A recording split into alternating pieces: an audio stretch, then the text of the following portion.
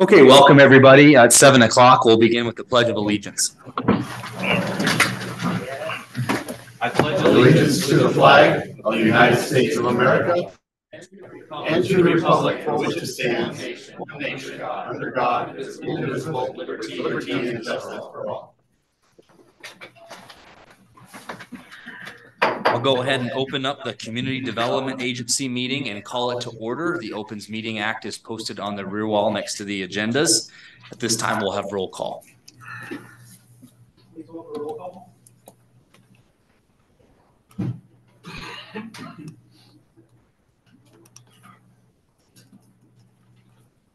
Six council members are present, Mayor.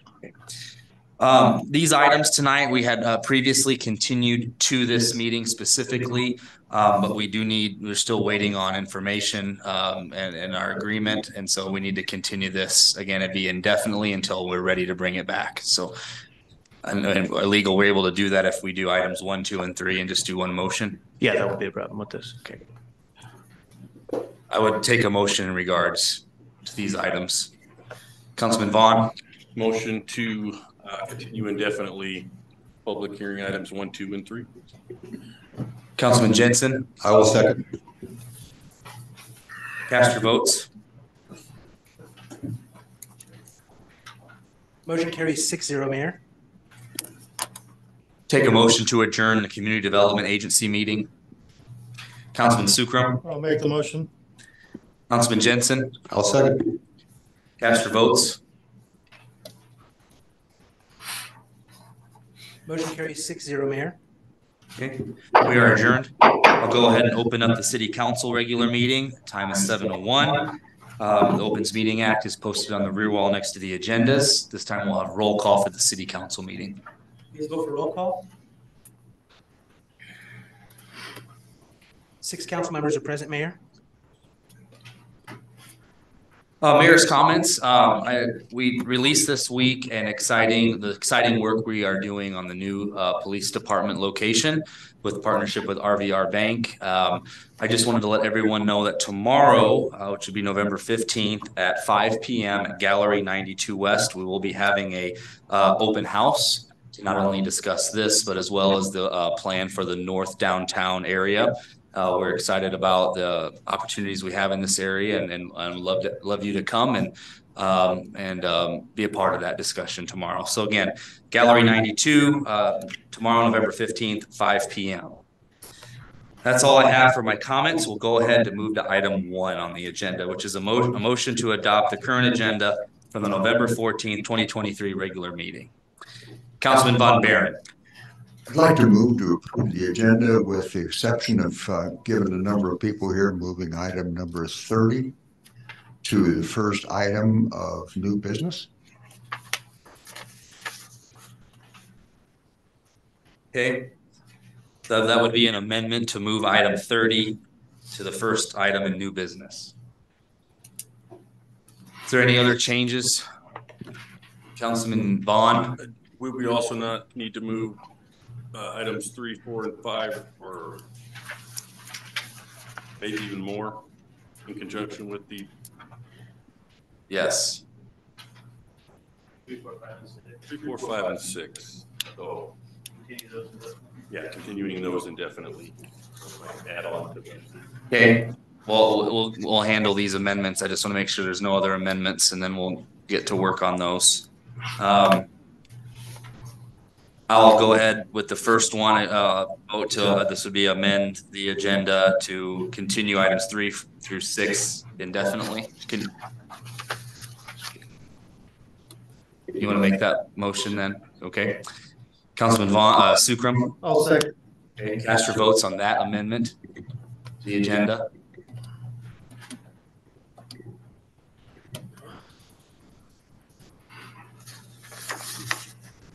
Motion carries 6-0, Mayor. Okay, move on to the next amendment, which again would be to move item 30 as the first item in new business. Councilman Von Baron, make that. So moved. Okay. Councilman Vaughn. Is there a second on that amendment to the agenda? Councilman Sukram? I'll make the second. Okay, cast your votes on that amendment.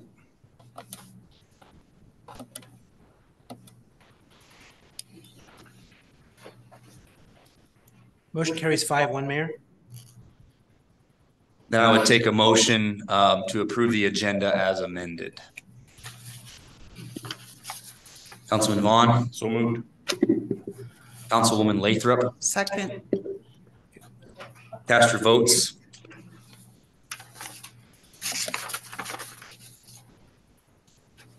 Motion carries 6-0, Mayor. Okay, moving on to appointments. Item 2 is a move to confirm the appointment of Ross Godfrey as firefighter EMT per mayor recommendation. It is my pleasure tonight to bring forward a new appointment to our fire department, Ross Godfrey. He has met all the qualifications, has gone through the civil service process, and we're excited for him to join the fire department. I would take any comments from council. If there are none, I would take a motion. Councilman Sukram? And if there's no questions, I'll make the motion. Okay. Councilman Jensen? I'll second. Cast your votes.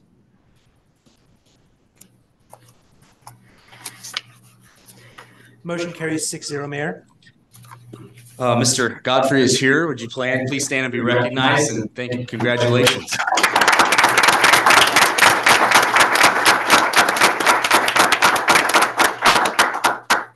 Welcome to the Fremont Fire Department. Glad to have you.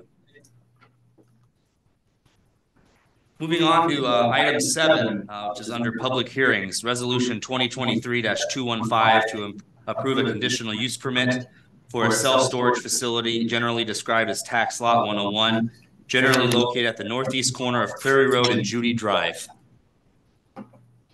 Good evening, Mayor, members of the City Council, Jennifer Dam, Planning Director. This is the request for the self-storage facility.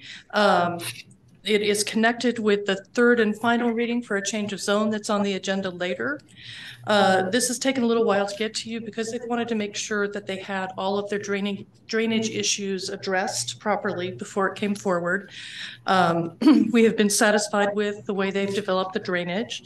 There will be a detention cell and then a drainage ditch around the facility. As I understand, there will be no more water running off this than there is today.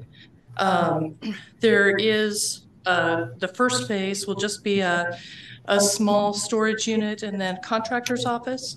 And then future development will add additional contractor's offices and storage units. It will be secured by the backs of the storage units and then fencing in between and storage gates. As you can see from the landscape plan, they more than exceed our landscaping requirements, and staff recommends approval. I'd be happy to answer any questions. Thank you for that report. Are there any questions from the council? Seeing none. Oh, Councilman Von Buren. No, just one comment. Given the flood drainage plan that we were given several months ago, appreciate taking care of the detention pond and the drainage and managing the water on site. That's a good move. Thank you. Yeah, the applicant has really worked well with us to Appreciate that. make sure that this is worked out. Okay.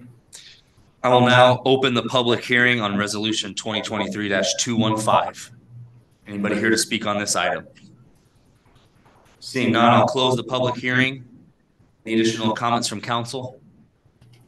If there are none, I would take a motion. Councilman Sukram? I'll make the motion for resolution 2023-215.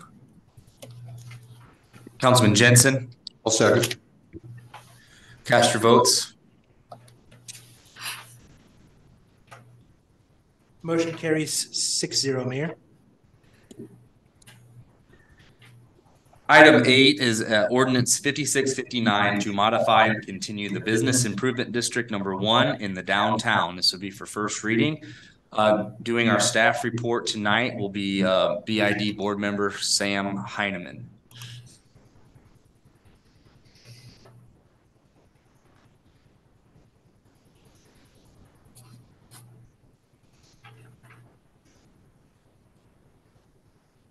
Good evening, Mr. Mayor, Council. Here to give the report, filling in for our chairman, Tom Godet.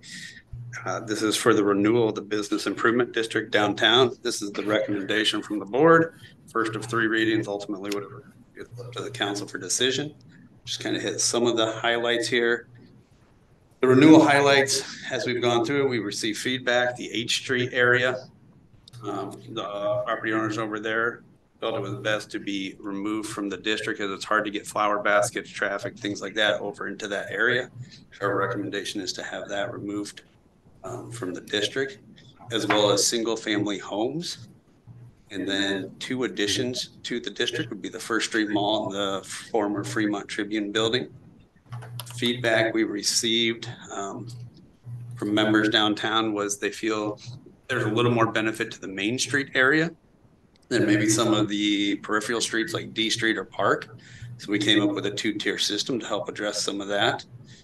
The total assessments for 2024 would be projected at $56,000, up slightly from $48,000 the previous 7 years. And the major projects that are going to be completed in the next 2 years is the tear out and replace of the parking lot at 6th and Park, including screening.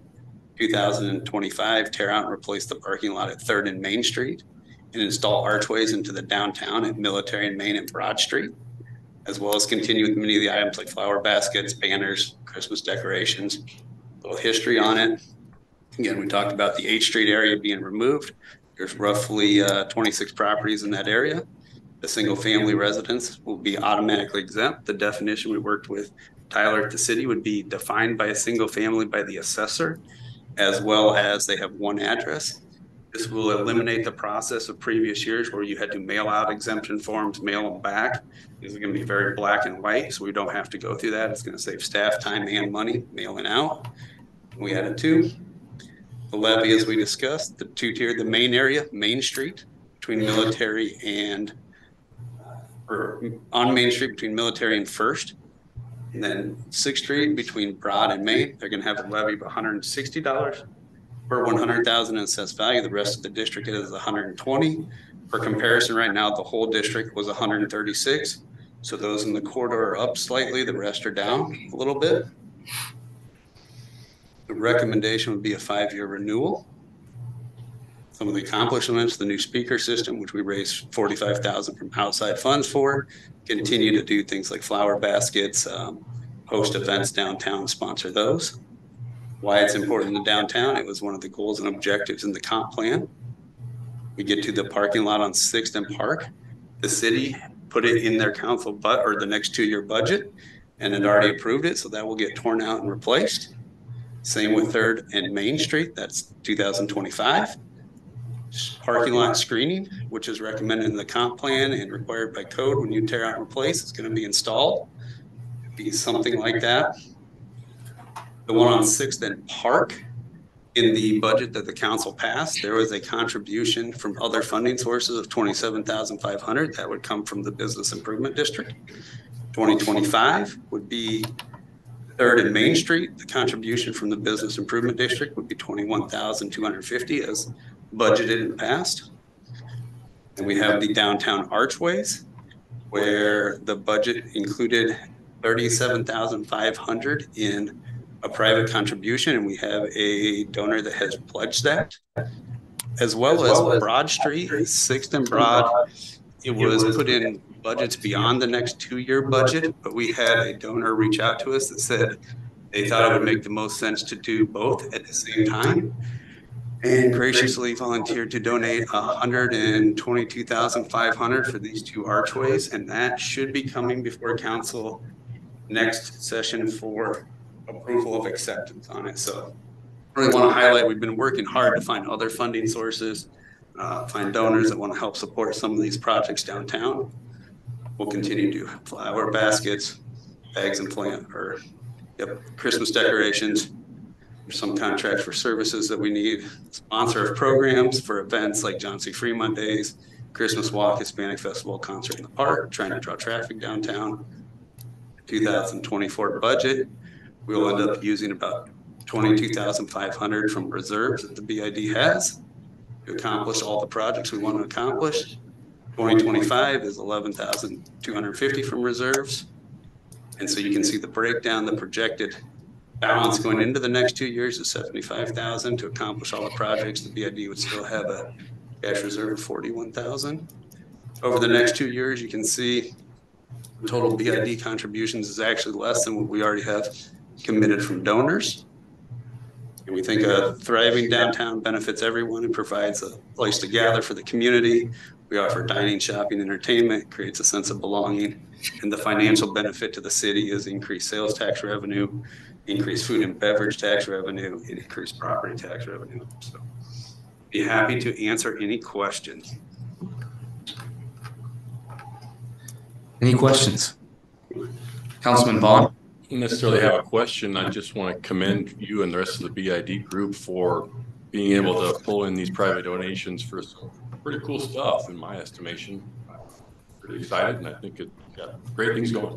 We appreciate that. Yeah, we've been fortunate. The city's been very generous with us too to help with the parking lot. So thank you for that. Councilman Jensen? Just a question, is there any reason not to suspend rules and move this to third and final and be finished tonight? I can't speak for the BID. My personal opinion, I would say it's good to get input from, the community and give them 3 opportunities. There's no rush to do it. So I would say, let's continue with the process.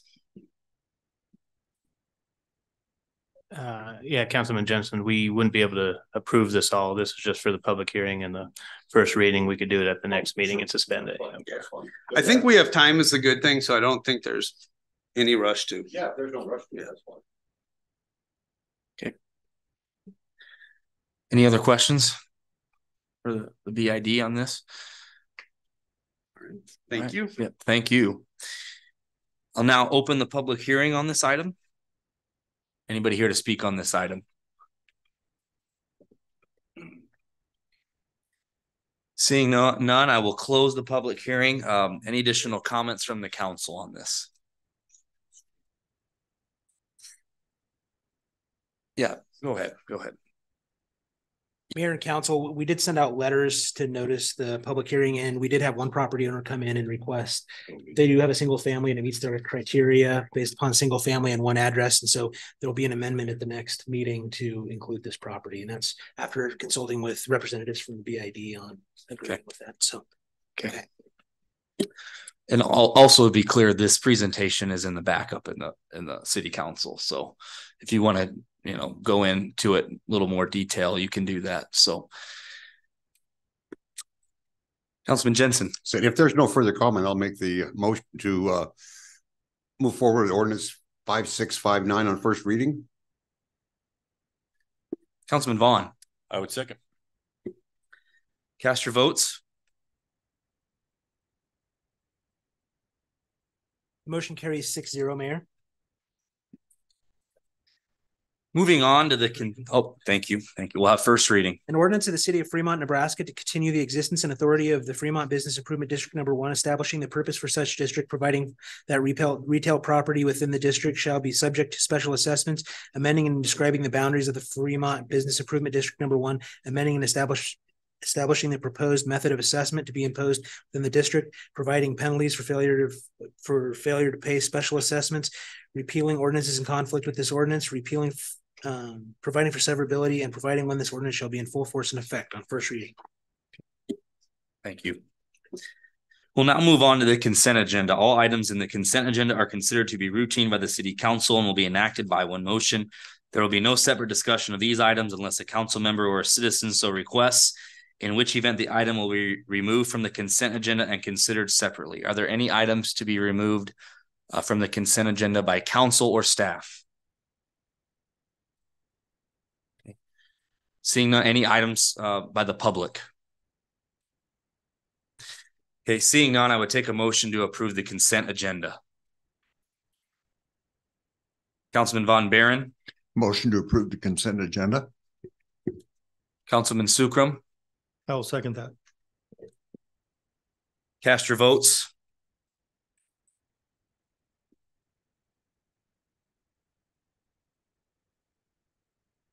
Motion carries 6-0, Mayor. Moving on to unfinished business, item 23, ordinance 5657 to amend sections 11-824 11-825 of the Unified Development Code relating to off-premise directional signs and to off-premise commercial electronic messaging signs. This would be for final reading.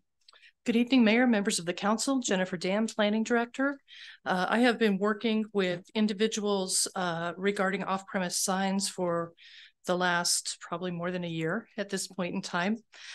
We have looked at static billboards and electronic billboards, and I think we've come to a pretty good compromise regarding this. It would allow electronic changeable signage only every 5,000 feet or about a mile along the corridor of 275 as it curves around into Highway 30.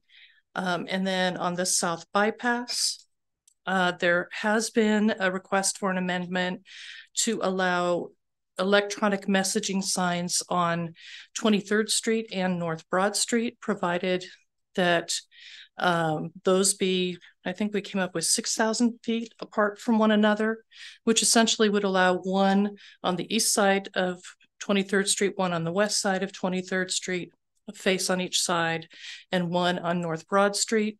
In exchange, the person putting those signs up would have to take down 4 static faces. Staff recommends approval of this proposed amendment. We do have an amended ordinance that has changed from what originally was in your packet, which includes information on the 23rd Street signage and the North Broad Street signage. We would ask, though, that on that 11-825-05B2 subsection E, where we talk about the leading edge of the sign, as we've gone back and forth about that, the proponent and I have realized that it's actually more confusing than clarifying. And so we would ask that that just be stricken, and we can determine the setback as these would go through a conditional use permit process. We can figure out what's too close, what's too far away, and just determine that through the conditional use permit process. I would be happy to answer any questions for you at this point. I know the applicant is here and has lots to say as well. Just to be clear, we would need to make an amendment tonight to the ordinance. Correct. Okay. Councilman Vaughn. So we were possibly had an open-ended point as far as the size of the signage. And right. And I believe your recommendation was... Yeah, as we had discussed, we had talked about a 12 by 24 foot sign on 23rd and Broad Streets. I think that's one of the things that the applicant or proponent, I guess, would ask you to increase that to 12 by 36. I think that's the size. And I will let them talk with you about that and how it fits within the scale of the area. As you look at that commercial corridor, it would be consistent with the size as you come into Inglewood. The electronic sign that's there, I think, is about that 12 by 24 foot size. It would fit the scale well, kind of depending on the placement. You know, if you're right in front of Walmart, for example, that's such a big scale area that maybe a larger sign would fit. Do we have to lock it in this ordinance, or can they be as they come to us? I would put a maximum size in. I would have a sign face have a maximum size, but if you think that it's appropriate to be smaller, make sure that, you know, the Planning Commission and Council could make that recommendation. Thank you. And also thank you for all your hard work on this. Thank you. Are there any, Councilman Von Baron? Yeah, Jennifer, what, I guess I've gotten a little lost in the count. How many static signs then around Fremont? Is there an actual count on the signs that will remain as static signs? Like, for example, those along Bell? So at this point in time, all of the static signs will remain in place. If someone comes forward with a conditional use permit for an electronic message sign on 23rd Street or on on North Broad Street, then they would have to remove 4 existing static sign faces in town. The Victor Sign, who I have been working with, has proposed that they would like to put a sign up on 23rd Street, and they would remove those 4 faces on Bell Street until this has passed and they come forward with a conditional use permit. Nothing is changing. Okay, I understand. Thank you. Any other questions at this time? Thank you. Anybody here to speak on this item?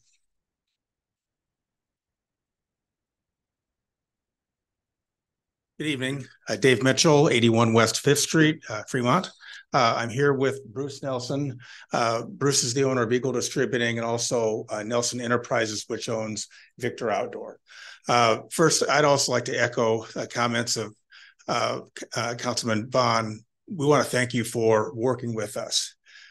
This has been a long 2-year process. You've got a great city planner. We've had lots of dialogue. We've disagreed on a lot of things, and we've worked through a lot of things to come up with an ordinance that we think works the best for the city of Fremont, that works best for businesses, and it's just good as a whole. So we agree with all of the comments that Jennifer has made. We're on the same page with everything. We just have one caveat. So with respect to the interior signage that will be allowed by way of conditional use permit, in Victor's case, the signs that will be removed will be 4 sign faces on Bell Street that are by the juice stop, just south of the juice stop. Not very attractive signs. You've got 4 12 by 24 structures there, and that encompasses 1,152 square feet of signage. If we went down to the 12 by 24 as recommended, that would reduce the total amount of square footage that Victor would have from 1,152 down to 576 square feet, because you'd have 2 12 by 24s on the new sign structure. That may work depending upon the circumstances. However, a 12 by 36 structure times 2 sign faces would be 864 square feet, or still a reduction in square footage to the benefit of the city of about 288 square feet. What we would ask is, out in that particular corridor, that is a commercial corridor, and that commercial corridor will continue to develop. And depending upon where we would be able to negotiate sign placement, may determine the size of the sign face that would need to go up, because it needs to be visible. Some of you probably have seen the structure out near past Valley, as you approach the curve. It's about a 12 by 24 structure, so you can't read it. It's too high and it's too far away from the road. You can't read it. And so we would just like to have the flexibility, in light of the fact that we'll be operating under a conditional use permit, for that subsection D that says the size of the sign face shall be no greater than 12 feet by 24 feet. If we could say it shall be no greater than 12 by 36 feet, that still gives you the discretion in determining what we can place there at the end of the day, because we're coming before you with a conditional use permit. If you feel it's too large based upon where it's being placed, then you can require it to be smaller. But based upon what we're presenting, if we feel it needs to be larger and we're able to convince you that it needs to be larger, well, then you'd have 12 by 26. So we're putting a maximum there, but that doesn't tie your hands to any given structure. It just gives us an opportunity to propose something that you may or may not agree with at the end of the day, but doesn't require an ordinance change in the event that everyone's on the same page that, oh yeah, 12 by 26 is going to work here, but we're going to have to go through and change the ordinance again. If on the other hand, you retain the discretion under that conditional use permit to have the final say as far as the sign face sizes, then the intent of the ordinance will have been achieved, and you've got the hammer at the end of the day. Other than that, we think the ordinance is fair. It's a product of a lot of hard work, and we appreciate you folks working with us. And if you have any questions for me or any questions for Bruce, we would be more than happy to visit with you about that. Are there any questions from the council? Councilman Vaughn. I guess more so a comment. Yeah, I would echo the sentiment that we've all expressed, that we work together well to, prevent the worst case scenario that some of us had in our head of what this could have turned into. So I do appreciate that good faith effort. And so in that spirit of cooperation, knowing that we will have the final say on every given sign and its ultimate size, I would be okay with the 12 by 36 maximum, adjust as needed from there. So. Yeah, thank you. Okay. Thanks very much. You. Are there anybody else here to speak on this item?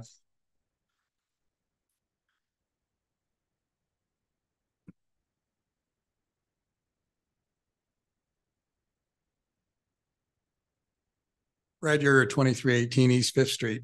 I've listened to the discussion that you've had multiple times. A lot of this sounds pretty good. I noticed early on that Councilman Vaughn had some concerns about the 23rd Street corridor.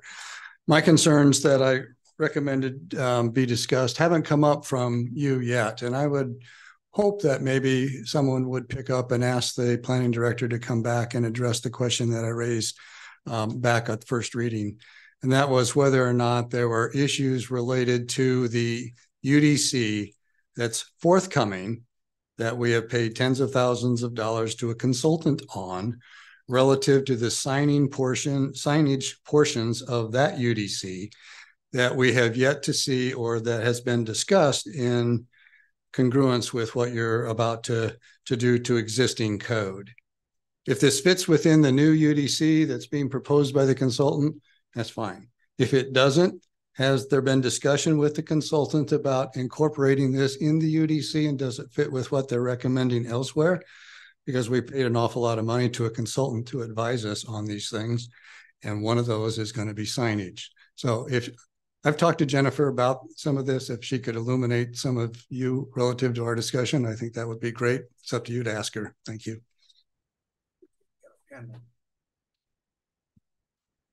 Anybody else? Okay. Any comments from the council? Councilwoman Lathrop. Jennifer, I know that we've worked really hard on the new UDC. Can you just enlighten us on these issues? Sure, I'd be happy to.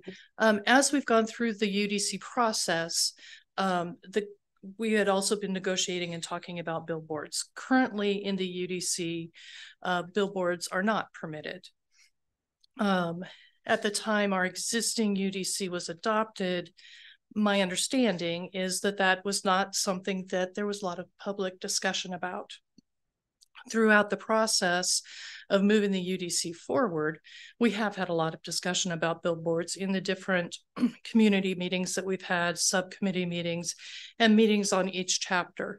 You might recall, I think it was in February of last year, that we had the study session talking about signage and landscaping. We touched a little bit on billboards at that point. Our consultant asked, let's just hold off. We're not going to make a recommendation until the community comes up with a solution. So that's where we've been. So whatever we have that moves forward with this, we'll incorporate into the new UDC. Any other comments from council? Seeing none, I would take a motion. This would be to, first of all, to amend for the max of 12 by 36. Is that the amendment? Okay. Councilman Sukram. I actually have a quick question. Okay. On the electronic here, it says hold second reading. This is final reading, correct? Yes. Okay. This is final reading. I just want to make sure. So. Yes. And I'll make that motion. Okay.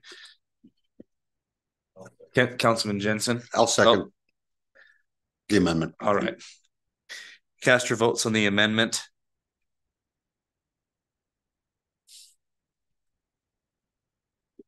Carries 6-0, Mayor. Okay, now I take a motion to ordinance 5657 as amended to hold final reading. Councilman Jensen. I'll make the motion to hold final reading of ordinance 5657 as amended. Councilman Sukram. I will second. Cast your votes. Motion carries 6-0, Mayor. We'll have final reading. An ordinance of the city of Fremont, Nebraska, amending Exhibit B of Ordinance 5427, specifically portions of the UDC Chapter 11 zoning subdivision site development Exhibit B, providing for appeal of ordinances in conflict herewith, providing for severability, and providing an effective date on final reading. Cast your final vote.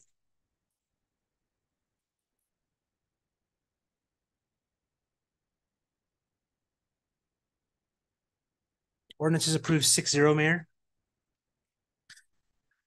Moving on to item 24, ordinance 5654 on behalf of Apple D Acres for a change of zone from R rural to LI light industrial on property generally described as tax lot 101, generally located at the northeast corner of Prairie Road and Judy Road, Dodge County, Nebraska. This would be for final reading. Good evening, Mayor, members of the council, Jennifer Dam, Planning Director. This is the third and final reading for the ordinance for the change of zone to light industrial that's associated with the conditional use permit that you took action on a little bit earlier. I'd be happy to answer any questions. Questions for staff? Okay. Thank you. Thank you. Any comments from the public on this? Seeing none, any additional comments from council? If there are none, I would take a motion to hold final reading.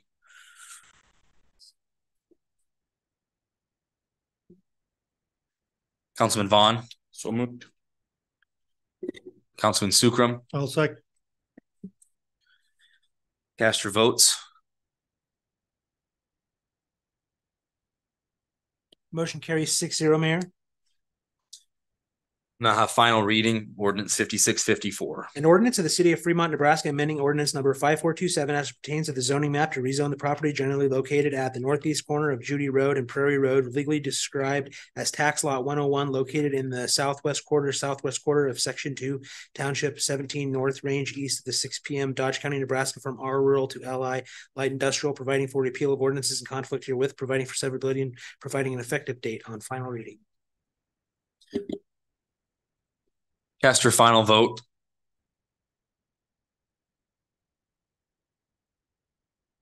Ordinance is approved 6-0, Mayor. Moving on to new business item 30, motion to consider, approve, and issue a formal reprimand and censure of council member under Fremont Municipal Code 2-108. Councilman Von Baron. Thank you.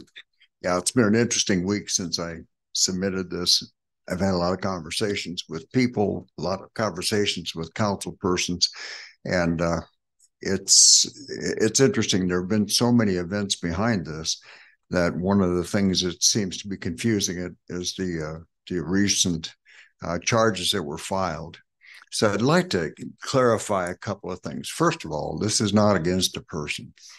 This is really about the council holding itself accountable. We have some things that are codified by ordinance, but at the end of the day, policing our conduct is really our responsibility. So it's not just about one person, it's about a trend, and trying to establish some level of accountability among us, among the council, as to our actions and the standards to which we hold ourselves. I think it's important to recognize that as public officials, we're elected to represent the people of Fremont, and that includes our actions. And whether we like it or not, we have been drug into the world of politics, which exposes even our private actions to the public eye. The public does and should expect us to conduct ourselves in a professional manner that's worthy of the trust that they've put us in, putting us behind this desk. And that simply means that we are and we should be held to a higher standard than the average public would be. If we don't do that, and if we don't hold ourselves accountable for our speech and our actions, in some sense, we're almost living a double life where we think we can work on one side of the podium and behave in any way we want to on the other side of the podium. And what's interesting is a couple of times we've offered the argument that, well, councilmen are obligated to their voters at the end of the day. Well, if the only time voters can take action is every 4 years, it's probably even a bigger problem. There's nothing in the middle for anyone to deal with anything. And that's really as much as anything what this is about. Either we hold ourselves accountable or we continue under this image. We're all suffering under that national backwash of questions that simply says, hey, is our government now entirely above the law? And that bothers me, even though it's not necessarily directed at us. It's something that we live with as a result of the world we're in right now. So it's not just about one incident. It's about just the general disrespect for the public, derogatory remarks, public profanity. If you look on the agenda, you'll see at the bottom of the page that is expressly forbidden. We violated our own council speech limits. And now we have had disrespect blatant enough that's resulted in public charges. And again, those public charges are not the issue here. Those are the final act that probably led me to do this, but those are a separate issue. On one side, we seem to keep trying to muddy this by constantly connecting it solely to the September 26th incident. Yes, that was part of it. But at the same time, there are two sides to this. Our city attorney has a legal proceeding that he is pursuing right now. That is separate, independent, completely irrelevant, actually, to what we do here as a council. What I'm asking the council is to take our own action. It's not legal action. And what I'm asking for is simply the mildest thing that we can do. It's just simply a statement that goes on the record. It doesn't result in any loss of privilege. It's not vindictive. It's not intended to demean anyone. It's just directed at a behavior. And it just simply says, we're not going to let ourselves go to this. We're going to hold ourselves to a higher standard. So I'm asking the council in that light, the only thing we really have to decide is, do we really have any standards for ourselves as a council? Do we have any standards at all? I don't care. Put a different name in there. Put my name in here. Do we have standards for Paul Von Baron? I would hope that answer is at least yes. And the second question is, are we as a council willing to police ourselves and be accountable to the people of Fremont? So to me, I just want to get some of that out of the way, because this has been very confused and muddied by a lot of conversation. And we're dealing with the principle here, not necessarily a person. Thank you. Councilman Jensen. Yeah, first and foremost, I want to thank everyone for the overwhelming support that I've received regarding this matter, particularly those that took the time to understand all the circumstances that led to the events of September 26th. I had several members that wanted to come here and speak on my behalf tonight. Last Wednesday, I was told that since this was a council action, public comment was not going to be allowed. So I told them not to waste their time. Don't bother showing up. 1 o'clock this afternoon, that changed. I was contacted, said, yes, there would be public comment. I guarantee you there were several conversations that were had this afternoon concerning that. While not proud of my actions then, given the circumstances leading up to that meeting, I do feel somewhat justified in those actions. Respect is a two-way street. One should not expect respect without showing any. Our public comment period, beginning the final meeting of each month, under its current format, invites disrespect. I, with others, will look at the possibility of modifying that format. I believe that this action being brought forward is an attempt to get members of council on record regarding this, particularly those that have elections coming up in 2024, and try to use it against them. As I understand, a reprimand or censure is an official formal statement of severe disapproval or rebuke. If passed by council, such formal statement will remain part of the permanent public record. I certainly understand members of council being reluctant to vote in a way that could be construed as supporting my actions of that night. I also understand those who may feel making a censure of me part of a permanent public record is well beyond warranted given the circumstances. Abstaining on this vote is the option I'm going to use. I encourage all of council to vote as they see fit, and together, let's get on with actually conducting the business genuinely important to our city. Councilwoman Lathrop. First of all, Paul, thank you for visiting with so many of us. I have really struggled with this issue, as I discussed with you. I do understand the importance of elected officials being held to a higher standard, and personally, I do attempt to maintain that standard. I also understand that during the open public comment portion of our meetings, profanity, applause, booing, or other indications of support or displeasure are not allowed.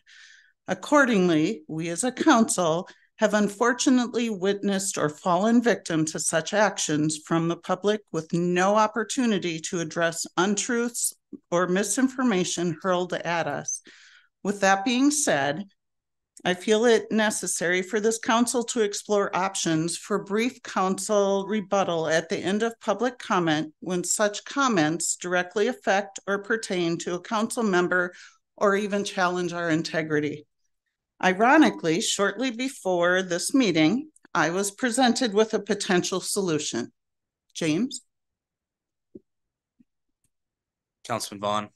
Well, first and foremost, I owe an apology to all the members of the city council because this idea that occurred to me in my head only happened on the drive home from work today. So I wish it would have come to me sooner, so it could have had a little more time to be vetted out. But I'll try to be as concise as I can. But you know, there are several facets of this that bother me and many people that I've talked to.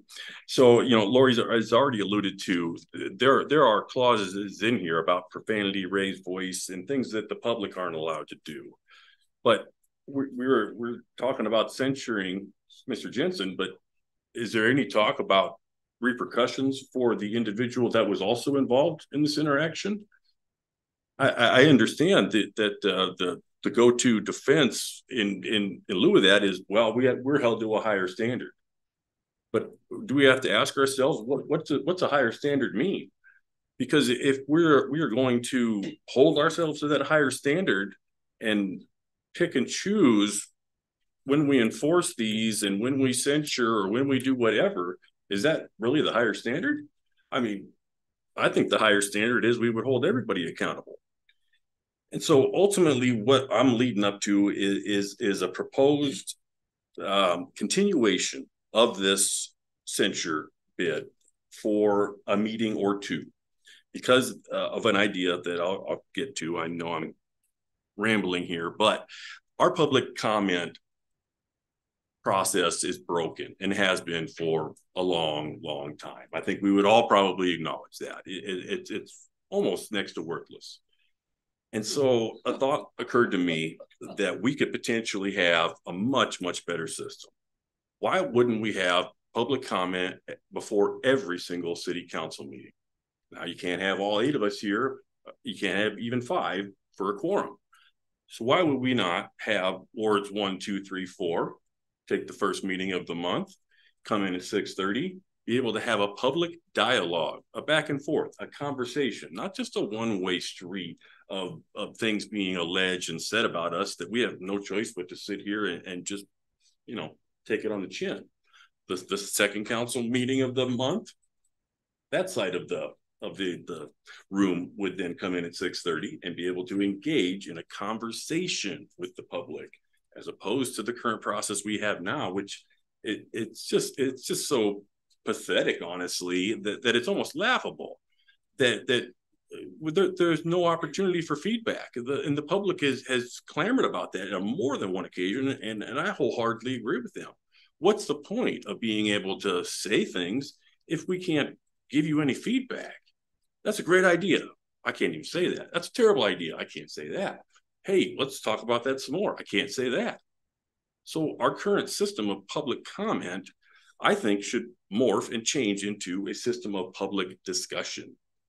And that could happen at every single council meeting. We could divvy it up, and it wouldn't be any more undue burden than the half an hour early obligation we're all held to once a month. We would alternate. So it's kind of a wash in that regard. And I would just hate to miss this opportunity to fix the root of the problem instead of just addressing a symptom. Does Mark deserve a censure? Yeah, probably does. And I'm sitting here right now committing to that if we would be able to vote and continue this for a meeting or two in order to get some ducks in a row and figure it out if this public discussion idea is doable, then I will be the first one to vote yes on a censure of Mr. Jensen. But I don't think it's unreasonable to ask. I mean, this is already 6, 8, 10 weeks old. I don't remember how long, but what's another meeting or two's worth going to hurt if we can accomplish something that is long overdue? 2 birds, 1 stone. I would, take some other thoughts and opinions from other members of the council. Obviously, legal would have to help vet this out. Is this even logistically possible? And, do the other members of the council think that this idea has merit? But, just the whole idea, there's no repercussions to the other party. And we got the provisions, they're listed right here, but we don't enforce them. But we're going to choose to enforce them on Mark. Maybe justly so, but still, it's not equal, and it doesn't really seem fair. Guess my time's up. Okay. Any other comments, Councilman Dinkins? I guess I would agree, James, that you should have thought this earlier. So, I know we're not voting, but I like your idea, and I guess like to see it move forward a little bit. Okay. Anybody that hasn't spoken at this point in the process, Councilman Sukram? I'd have to echo James. Would have been sooner, would have been better, but I'd like to see the idea go through legal and see what we can do with it. Okay. All right. Everybody's had a chance to speak on this at this point. We'll move on. Is there anybody here to speak on this issue? Please come forward, state your name and address, please.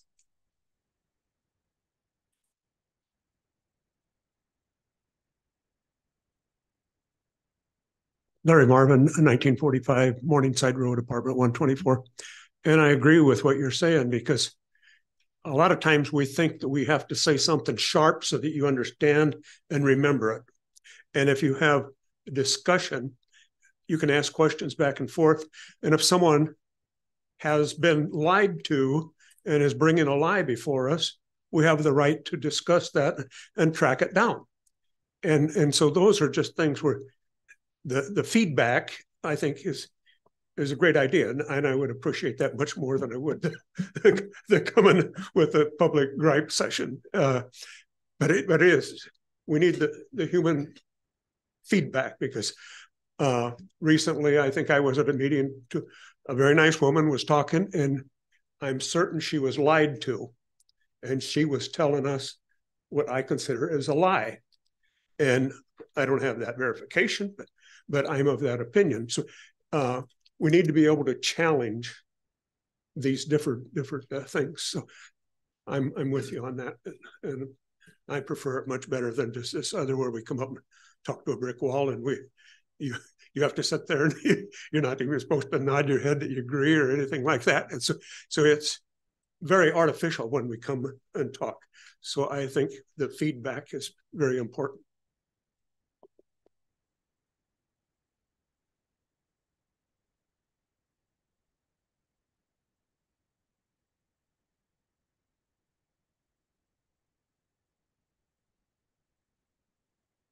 Laura Bushy, 2037 East First.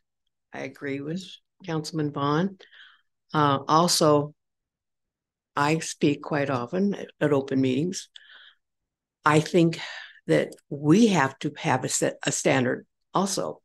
Some of the things that I've heard, not just in regards to this subject, but others in the past, and I'm pretty broad-minded, but I have been shocked. And I think we need to be held, like I said, to a standard. And there should be some reprimands if, okay, vulgarity. Councilman Jensen didn't use the vulgarity. Somebody else did. And I was here. I didn't get everything she said, but I think there's other ways people can, if that's the word that was used, that she can, or that they, I'm sorry, that they can say that. You don't need to use the words. But again, if I do something wrong, I want to be told. I want to be held accountable. Thank you.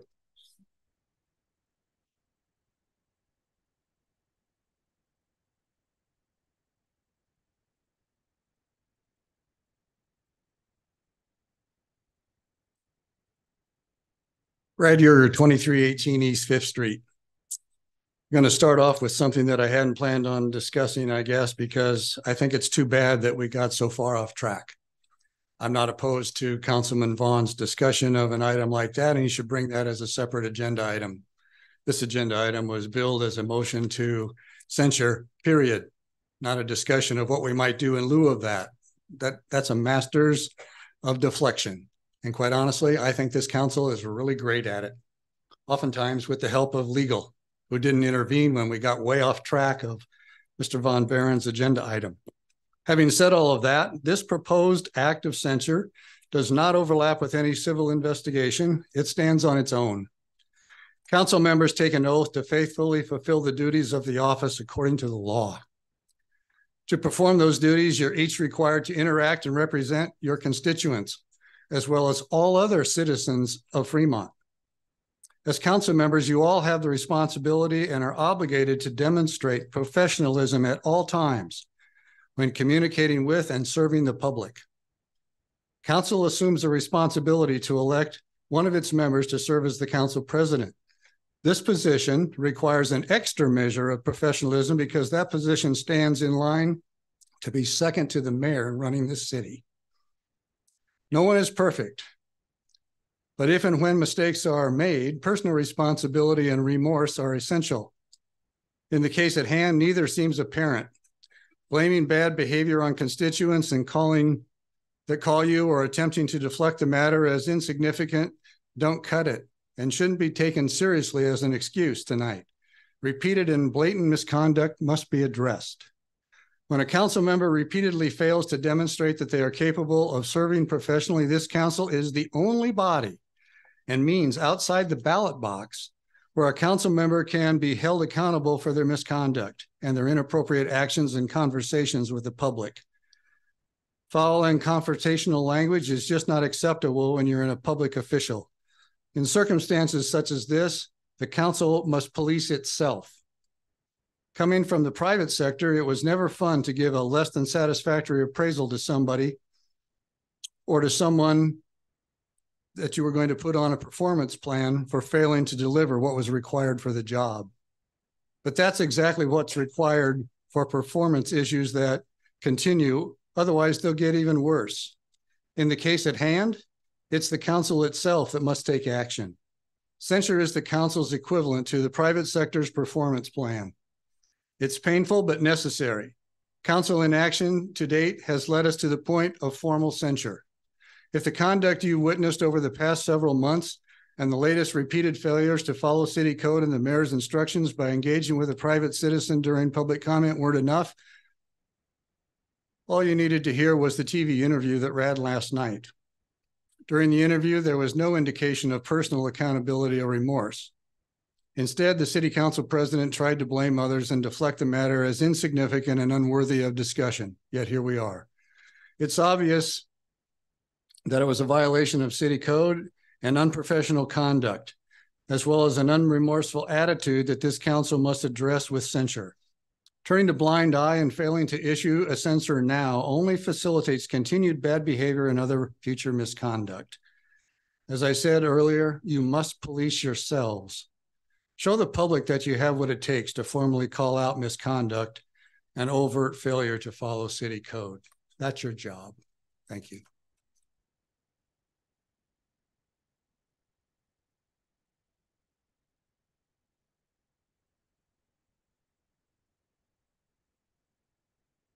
Steve Ray, 1445 North Irving Street. I would agree with Mr. Vaughn that discussion would make more sense. I guess I would ask why you wouldn't want all, I know it takes an extra half hour twice a month then if you want to do that. rather than just half of you, because if only half of you are here and somebody discusses one of the people that's not on the other half, he has no chance to respond. However, like a lot of people, I think it should have been and this tonight is not about changing our public forum. And yes, I think people need to be held accountable out here, and they're supposed to be. And that's up to the person in charge of the meeting to make sure that public out here is quiet and being respectful. If not, one alternative is to clear the room if they have to. I've been to the State House. I've been taken out a couple times. We weren't even doing anything.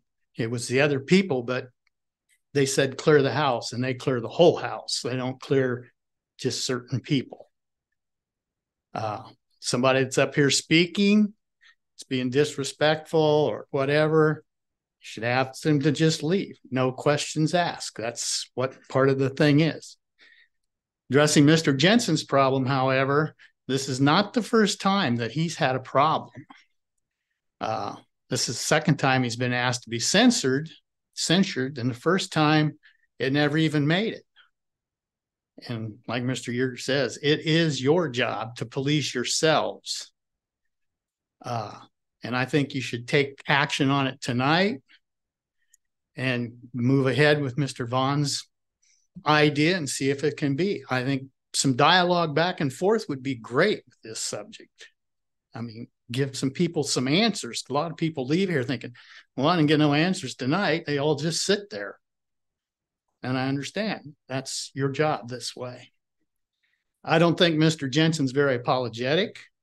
His interview in the paper stated he thinks there's an agenda trying to not get people like him elected.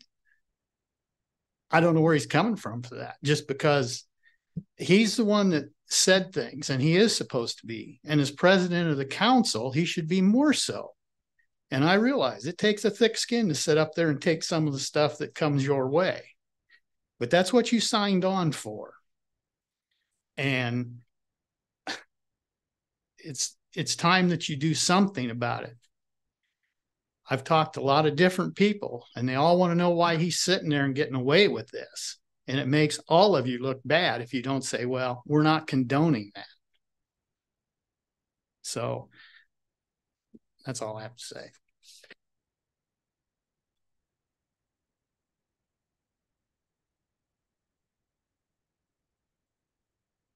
Scott Preston, 1717 East 12th Street.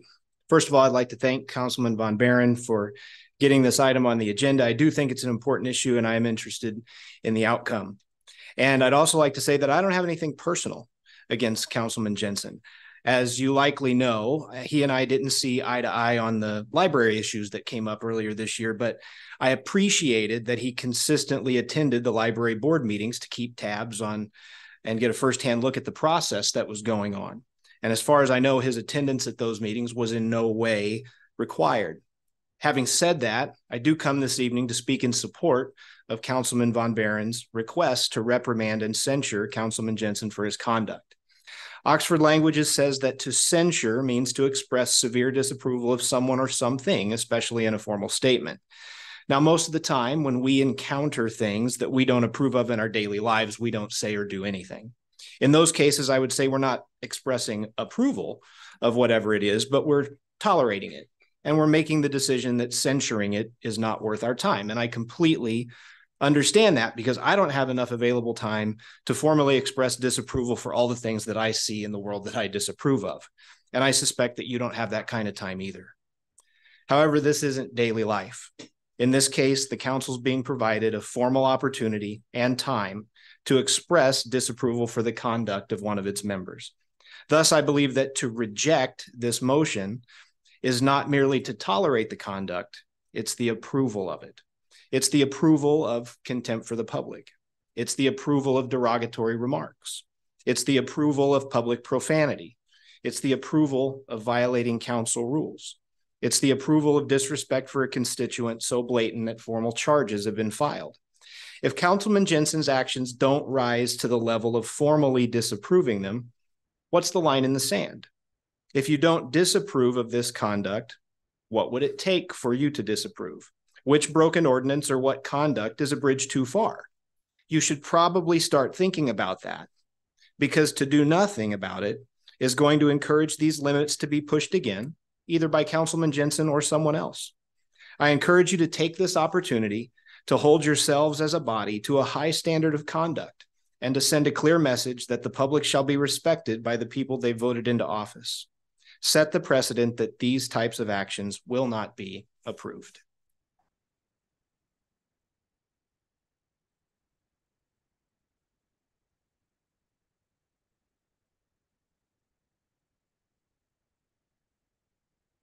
Dale Finney, 512 West Military Avenue. I've just been sitting here listening, and the one thing that everybody agrees on is that the system is broken. There's how can you censor for a man that for something that he did on a system that's broken? You need a different system. You have if none of you are following the old system and following the rules, how can you choose him to be censored? And another thing, just listening, you said a censor has no real power. So why do it? Why not take and go forward with the possible cure for the problem? And thank you all very much for your time.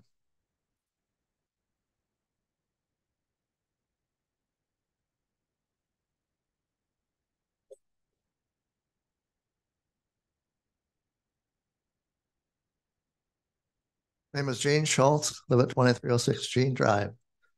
Well, as you can see, I didn't bring any paper up here, so I wasn't prepared to say anything, but I'll just make a couple observances. Did I hear tonight that the people in the audience here don't get held up to a certain standard? Correct me if I'm wrong, but it seems to me that I remember a lady being led out of here for what she said, and she ended up getting fined $25 or something like that. Is my memory wrong? Another thing, we're talking about changing the scheme of the public comments. Not too long ago, I remember we were kind of in an uproar because you wanted to limit the speech that we could make. So now you're going to change that. I don't have any problem with that idea, but so I just wanted to mention those things. Thank you.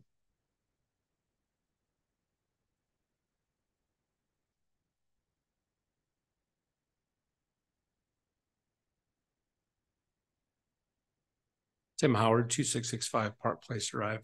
Last time I spoke to you, I had some prepared statements, but I won't tonight. So I hope I don't ramble in what I have to say. First of all, I do agree with what Brad Yerger has said. You might have some great ideas, Mr. Vaughn, but I think that tonight's agenda item is about the censure motion and not about modifying the process. I think really this comes down to two separate things. One of them is whether we're going to have a set of rules that we're going to adhere to and be held accountable to.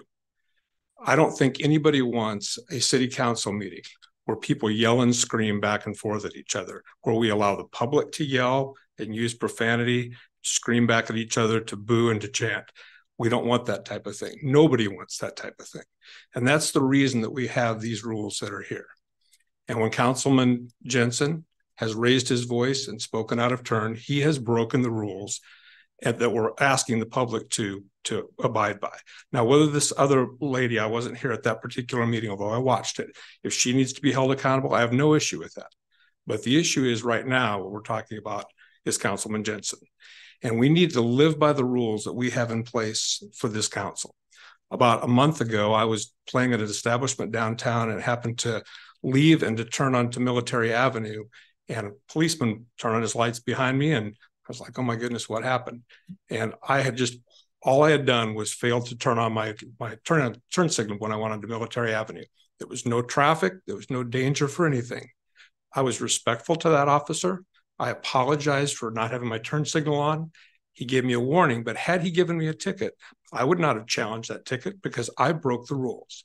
I would have paid the ticket and gone on, because that's why we have rules. We have rules for safety. We have rules for order. And what we have here is rules that we don't seem to have an agreement as to whether we need to abide by them or not. I think the second thing is that we need to talk about civility.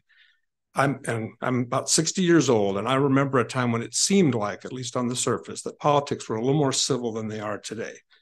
You know, there's such a polarized part of our nation that people can't seem to agree without yelling at each other.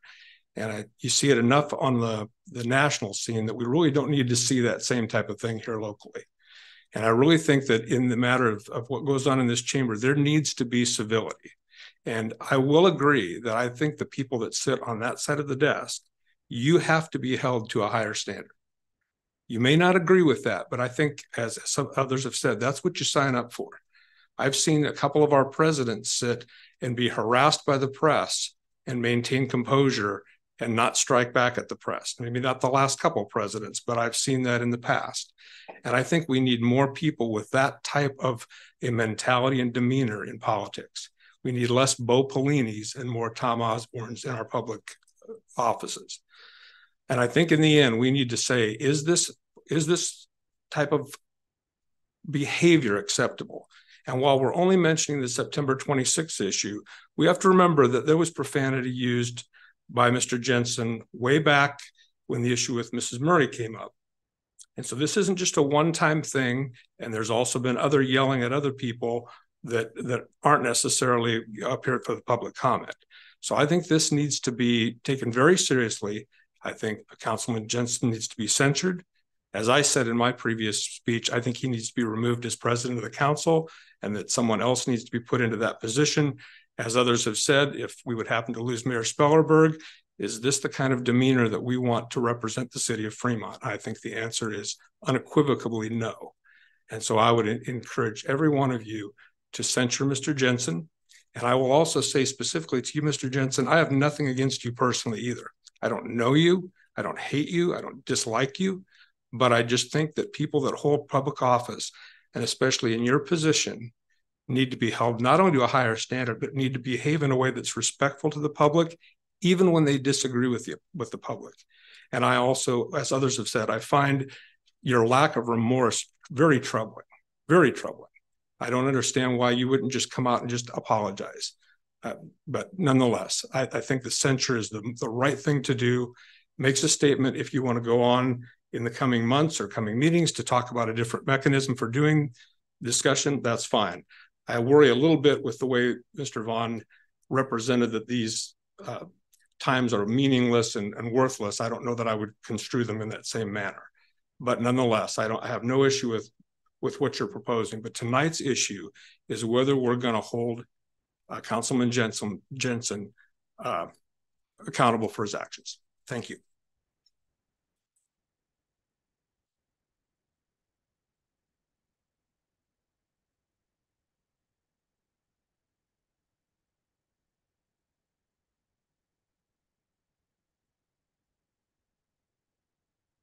Linda Von Baron, 2046 East 30th Street.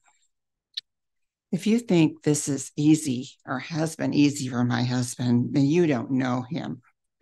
He has never wanted recognition, and public confrontation goes against who he is. The only reason he would ever file a motion like this would be that he believes if he doesn't, he's part of the problem. Councilman Jensen has never attacked or offended us, so this is not personal, Mark. And my husband never asked anything from anyone that he wouldn't expect from himself. In tough decisions like this, he always has only one simple question, and that is, what is the right thing to do? What I expect from him and what the public expects from you is to answer that question. What is the right thing to do? Please use that as your guide as you vote tonight. Thank you.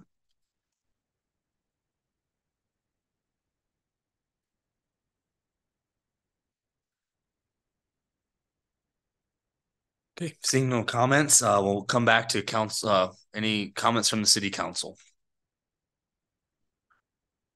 Councilman Sukram. Well, I do like Councilman Vaughn's idea. But I do think we should get through this item and do a straight vote on it, put the foot on the gas for your idea. I really do like it. So that's all I really have to say about it. Councilman Jensen. Yeah, I would like to clear up a couple of items, particularly for the public. One thing, please go listen to the KMTV article and see if you agree with Mr. Mr. Yerger's assessment of what that interview was like. I'm sure they've got it on their website. When Mr. Schultz said, that woman, I happened to be in the audience that day. These are two completely different things. At that time, there was over 5 years ago, we didn't even have public comment at that time. She was speaking on this particular agenda item and took the podium and refused to give it up. That's why she got escorted out. Another thing, as far as speaking with the public, the whole conversation that precipitated this thing on the 26th between myself and Dale Brunmeyer. Dale and I went to high school together. Our 50-year reunion's coming up next year. We worked at the same place. As far as I was concerned, we were having a private conversation, especially when he said what he said. I can't go into detail with it. Public figures are held to a different standard when it comes to libel and slander than the private citizens are. They're, without having complete documentation, there are things that I know are true that can't be said. And off the record, I pretty much told everybody what that conversation went like, and almost everybody agreed with me. Yeah, well, I understand why you felt that way. I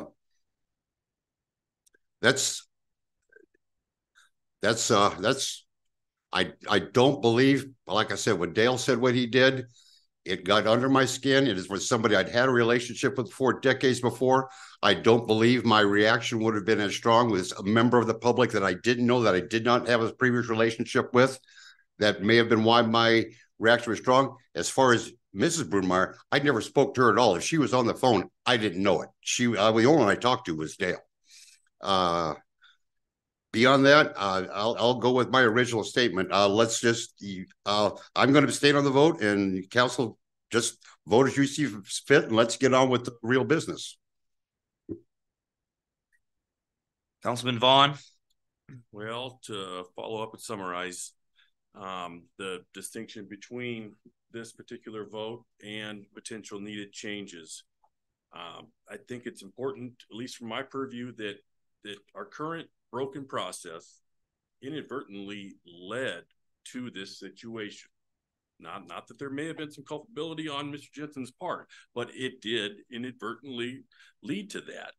We have to be cognizant of the fact that the other party stepped away from the podium at least twice, used profanity, pointed a finger in Mr. Jensen's face at least once. I don't know this for certain. I didn't go back and watch the tape. I believe the mayor had asked her to take her spot back at the podium, and she then approached again. Now, if Hulk Hogan was standing up there at the podium and he was angry with me and he was pointing fingers at me and he started to come around that podium, I'm not going to be silent. I'm probably going to be jumping out the window. But I don't want to get it misconstrued that just because it was a particular gender or age that excuses that behavior, and we are still not addressing that particular person's behavior. And I do, I don't mean this in a derogatory way, but in the statement that Paul had prepared for this, in the last sentence of his background paragraph, the inevitable result of that failure has become a loss of transparency with controversial matters seemingly buried inside city government. And so that is why I'm proposing what I'm proposing. Secondarily, also, in the section titled Mayor/Council Transparency, we get to the point where it says that the normal city response is silence. Yeah, isn't that true? Public comment, that's our only recourse. I think that these two should be linked together as not to lose momentum.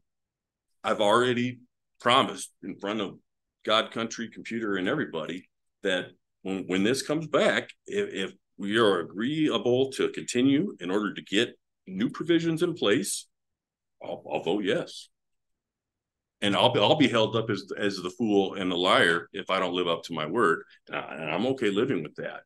But I'm afraid what the end result is going to be here tonight is that with only 6 council members present, Mark abstaining, I'm not going to vote yes unless we continue this. I will vote yes if we do, but we're going to be stuck here with no censure placed on Mr. Jensen, and we're kind of right back at square one and potentially lose the momentum to change our public comment to a public discussion. I think they have to be intertwined for that reason, so we can keep it going and do something meaningful. Councilman Von Baron. The real problem that we're dealing with here is Fremont's history of pushing aside anything that's controversial and refusing to deal with it. I understand Councilman Vaughn was good enough to call me tonight before the meeting, and I had about 30 minutes to think about what he was saying. But yes, we have no communication at our council meetings. These are good for making decisions. They are absolutely horrible for communications.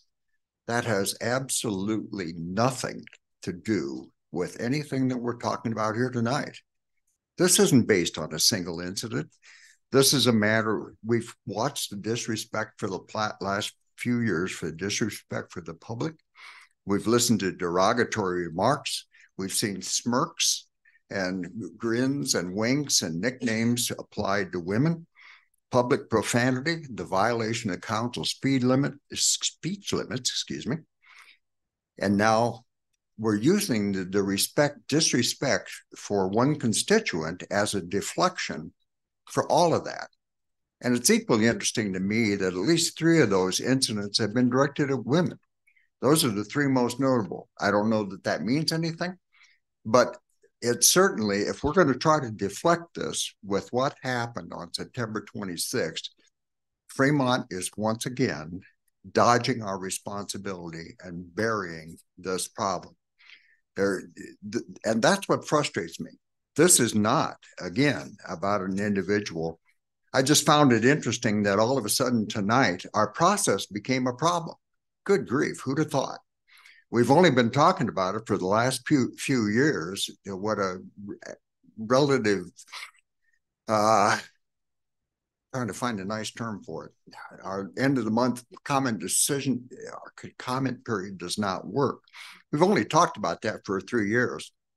But now, tonight, it comes up, and basically it is holding this censure motion hostage. If we can't get that in place after the years that we've talked about it, then all of a sudden the censure motion isn't valid.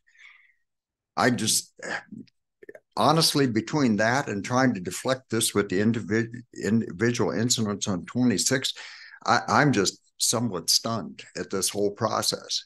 This is not the matter at hand. The matter at hand is simply asking that whether or not we are going to be accountable as a city for what we do. That's a pretty simple yes or no. This is the mildest thing that we can do to send a statement about that behavior. And the problem that I deal with, if you don't believe ethics matter, look at the police station. We had a study done in 2011. We have put that off for 12 years. And I would argue largely for the personal agenda of a previous administration, not this one. But look what it's going to do. We have now succeeded in doubling our costs for that police station because one person did not have the character to put Fremont first and put his own personal agenda ahead of that. If we truly believe that our decisions are not important and don't determine the course of Fremont, we frankly don't deserve to be up here. And if we don't believe that our character determines what those decisions are, we're kidding ourselves. The character of every person sitting at this desk and in city administration especially determines the long-term future of Fremont. Our city will be no better than the character of our decisions. And that's why this bothers me. This is principle. This isn't just about trying to isolate this to an incident on 26. If that lady can be charged, that's fine. Then the only difference is in 2018, we did choose to charge a lady. We fined her, we escorted her out, we arrested her, and she was fined publicly and tried.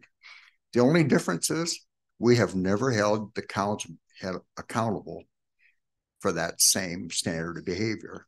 And I just think the council, if we turn our backs on this one and let it be held hostage to a negotiation tactic, I think we're failing in our responsibility. I will apologize to the people of Fremont.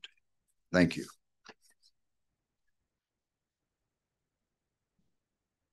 Okay, Councilwoman Lathrop, Councilman Von Buren, you're on still. Go ahead. It's really hard to think that he's holding us hostage. If we don't get to the root of a problem, we're always going to have some sort of a problem coming right back at us. So I don't see the problem with continuing it. Mr. Vaughn already said that he's going to vote for the censure. But again, we need to get to the root of the problem in the first place.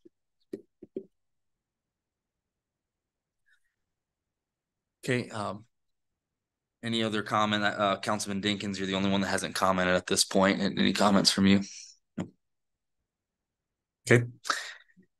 So at this point, everyone's spoken. I would take a motion. Yeah. So. Councilman Vaughn. I would make a motion to continue for, do I say 2 weeks? I don't know if it would be that short of a time frame, or do I ask for 4?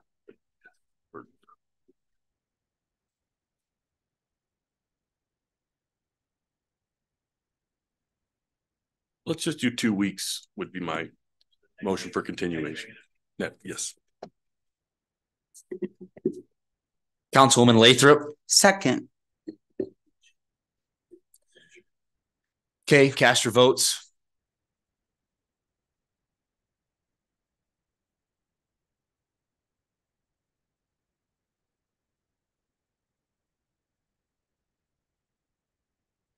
Motion fails 2-3 with 1 abstention. Okay. Take an additional motion. Councilman Von Buren. I would move, and believe me, there is no pleasure in doing this, but I would move that we move ahead with this agenda item as stated and proceed with just simply the formal statement from the council of censure for Councilman Jensen.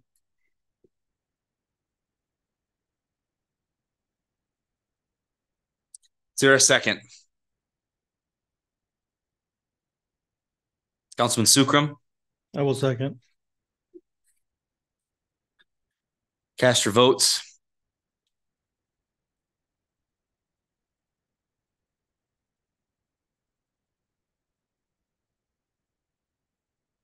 Motion fails 4-1 with 1 abstention, Mayor. Okay, we'll move on. Item 25, Ordinance 5660, amending Chapter 5, Article 3 of the Fremont Municipal Code, Section 5-301, speed regulations. This would be for first reading. There's also a request to suspend the rules and move to final reading. Councilwoman Lathrop. Councilwoman Ganem and myself are bringing this item forward to request the speed limit changes to Morningside Road and to Luther Road. We've had a previous public comment. We've had concerns with the speed on Morningside Road at 45 miles an hour and with issues at the at the intersection of Luther Road and Morningside. And we feel that with a lowered speed limit to 35, that this is going to alleviate some of those issues.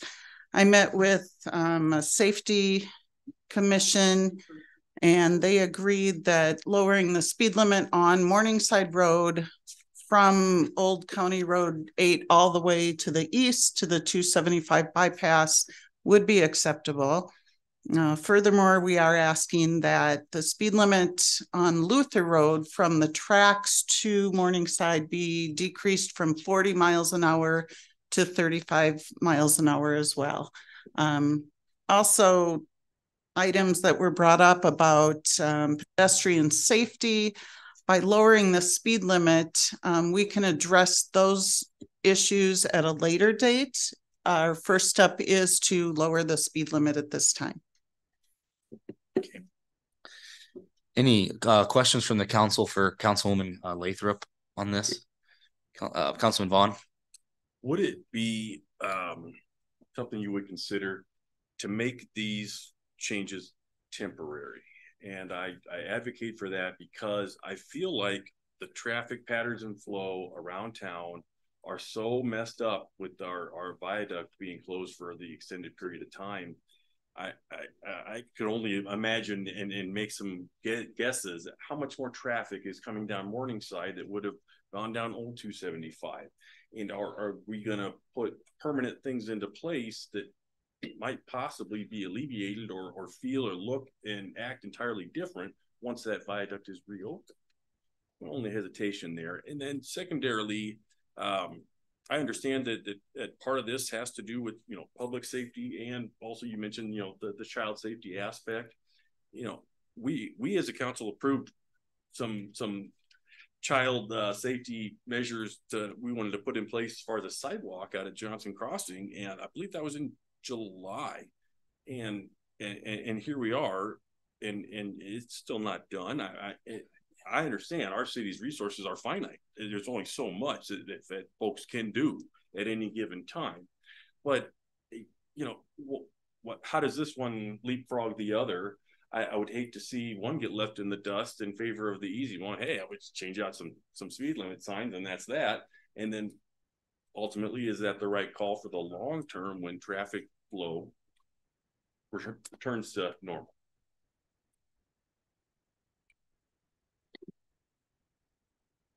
Yeah, I'll allow it's your item, and I'll just allow questions for you, and you can respond. Okay, James, that was brought up. It's a very legitimate question. That was brought up. I believe this public comment was prior to the Bell Street Viaduct closing, when the speed limit 45. What's happening is people are coming off from 275 and they're signaling to turn onto Luther Road to go north. And, they see that there's a train there. They swerve back into traffic, and that's causing some issues out there.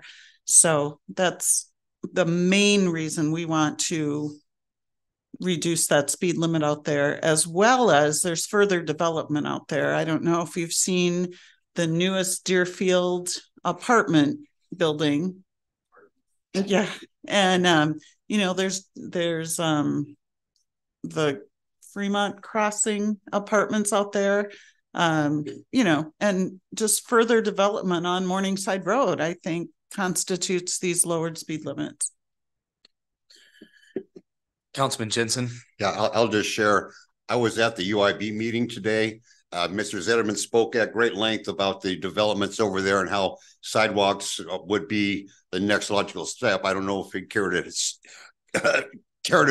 elaborate on that a little bit, but that was spoken to at some length at the Utility Infrastructure Board meeting today. That it was that was a big concern in that area, especially with all the new development. Justin, would you like to speak on that, please? Good evening, Justin Zetterman, Director of Public Works. So I guess I'll start by saying staff met with Councilwoman Lathrop, and we discussed what we currently see out there. We don't have extensive accident data or anything that we're seeing that occurring. But as she pointed out, we are seeing growth.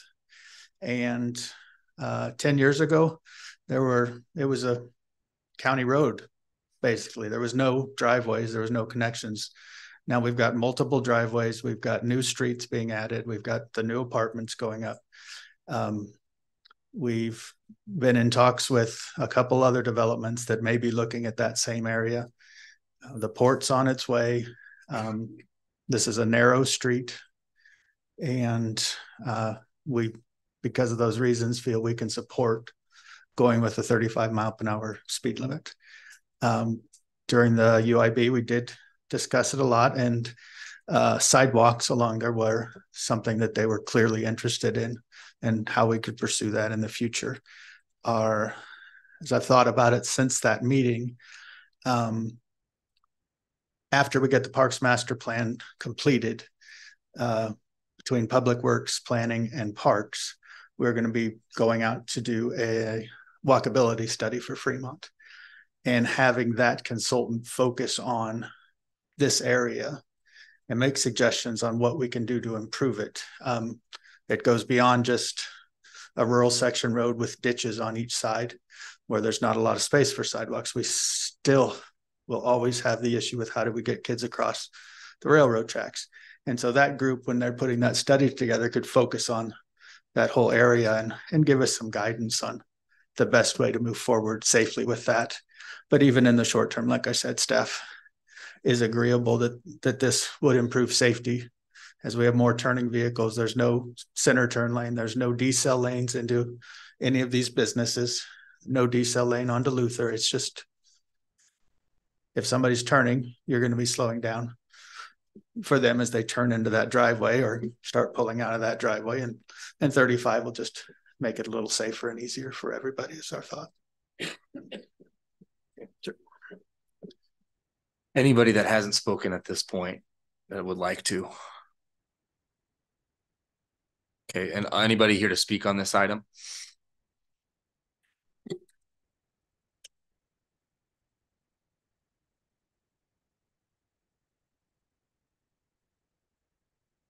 I'm Glenn Kai. I live at 2550 Deerfield Avenue. A friend of mine was gracious enough that he loaned me his radar detector.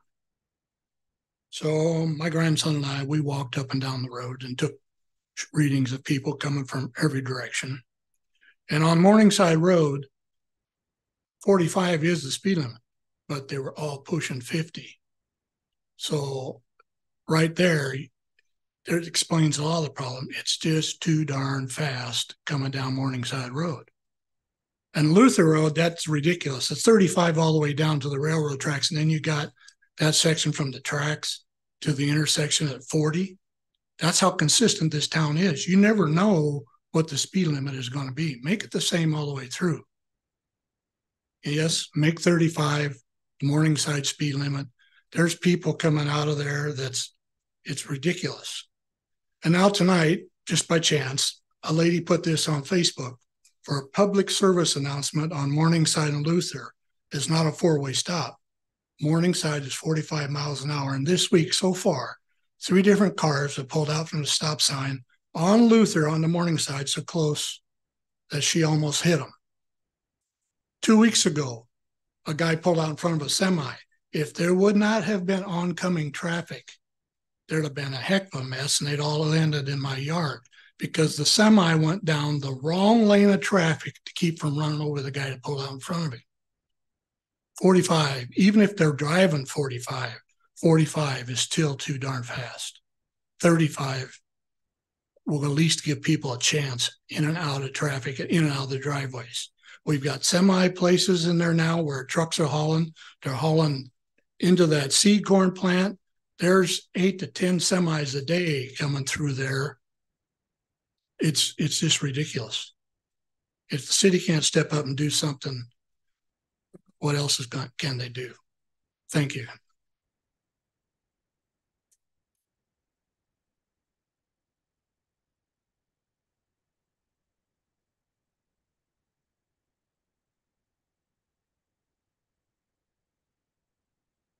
Larry Marvin, 1945 Morningside Road, apartment 124. I came to the planning meeting the other day and they didn't have public input, so I didn't say this, but I went to the open house of the city department over by the 4th Street Viaduct, Broad Street Viaduct, and we have signs that we have a room there. They can make signs and stuff, and I think on Luther Road and the railroad tracks, the sidewalk by Buck Park comes in, and you got no sidewalk across the railroad tracks. And I thought if the street department would take a white paint and then put one of these signs where pedestrians, because we have a few of those along Luther, they could put the sign there, and then the people from the sidewalk could come out to the street and walk along the west side of the street going across the railroad tracks. And if you put a white line there, then the cars could see that. And I really never see any pedestrians there. One time when I went by, I saw about 25 adults there, and I thought maybe it was a Parent Teachers Association was doing something.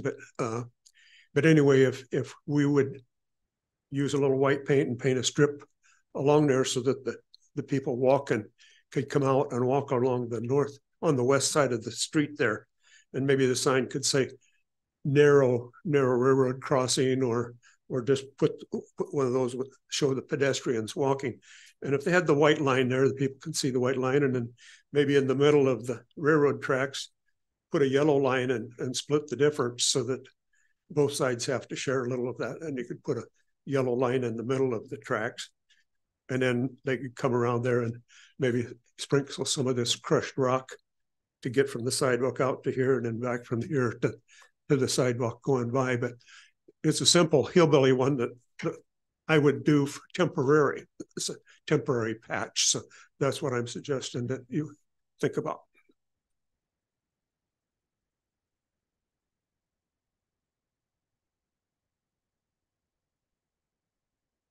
Brad Yeager, 2318 East 5th Street. I'd like to start off by thanking Councilman Lathrop and Councilman Ganem for putting this on the agenda, and for Mr. Zetterman's and the traffic committee's support of lowering the speed limits on Morningside Road.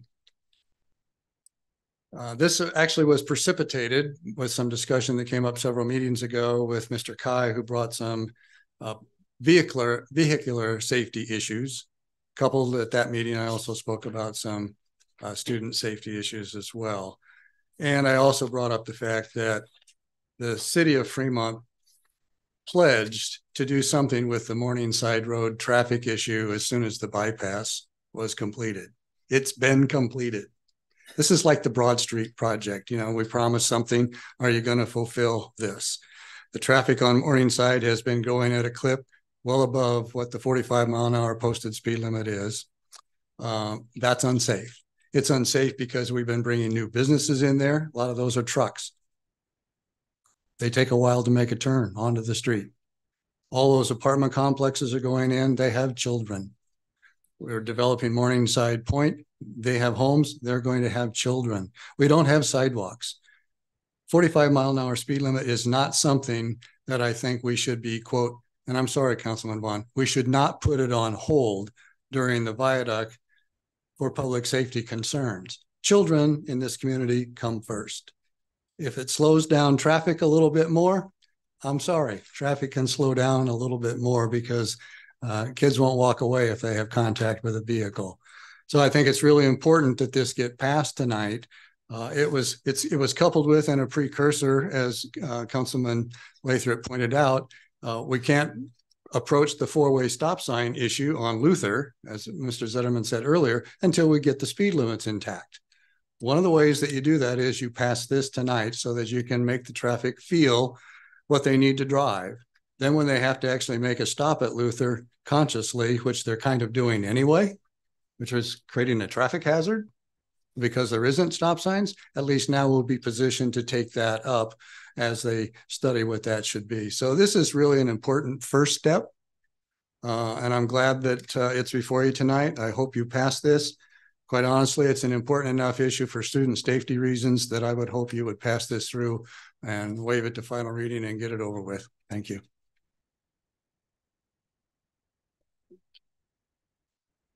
All right, additional comments, questions from council that you may have.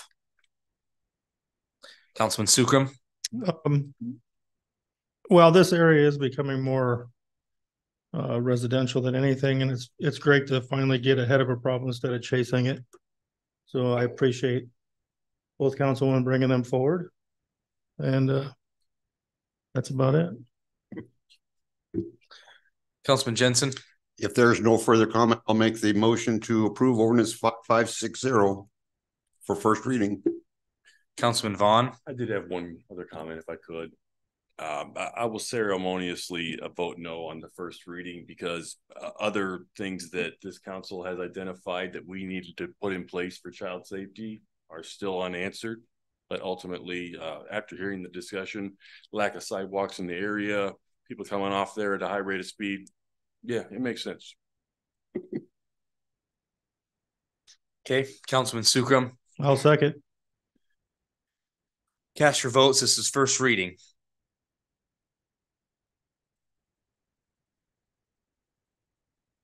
Motion carries 5-1, Mayor. Okay. We'll now have first reading.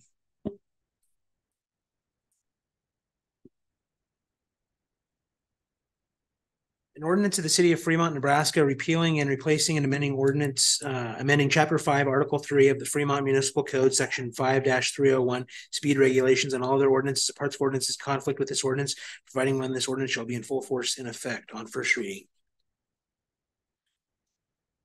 Councilman Jensen. Yeah, I'll make the request to suspend the rules and move ordinance 5560 to third and final reading. Councilman Sukram. I will second. Cast your votes.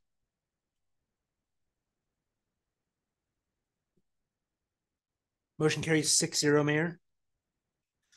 We'll now have final reading. An ordinance of the city of Fremont, Nebraska, repealing and amending chapter 5, article 3 of the Fremont Municipal Code, section 5-301, speed regulations, and all other ordinances, parts of ordinances in conflict with this ordinance, providing when this ordinance shall be full force in effect on final reading.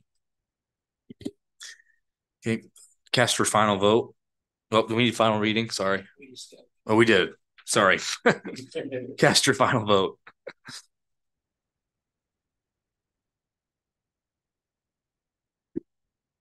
The ordinance is approved 6-0, Mayor. Okay, item 26 is an executive session for litigation update. So I would, you all have the language. I'd need a motion. Councilman Jensen. Yeah, I move to go into executive session for purpose of strategy session with respect to pending litigation and for the further reason that the executive session is necessary for the protection of the public interest. Councilman Vaughn. I second the motion. A motion has been made and seconded to go into executive session for the purpose of a strategy session with respect to pending litigation for the further reason that the executive session is necessary for the protection of the public interest. Is there any discussion? Okay. The pending motion is to go into executive session for the purpose of a strategy session with respect to pending litigation for the further reason that the executive session is necessary for the protection of the public interest. Cast your vote. Motion carries 6-0, Mayor. A motion to go into executive session for the purpose of a strategy session with respect to pending litigation for the further reason that the executive session is necessary for the protection of the public interest has been approved. Discussion will be limited to strategy session with respect to pending litigation. No official actions or votes will be taken. We'll now go into the conference room.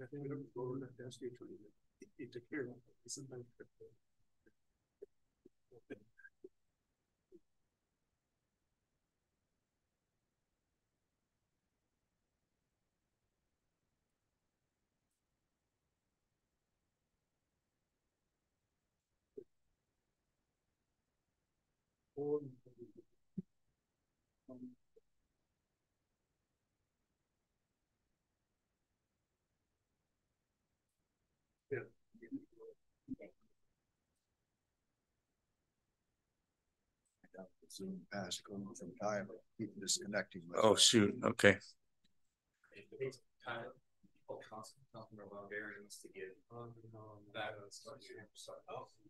Care of here. All right. I can.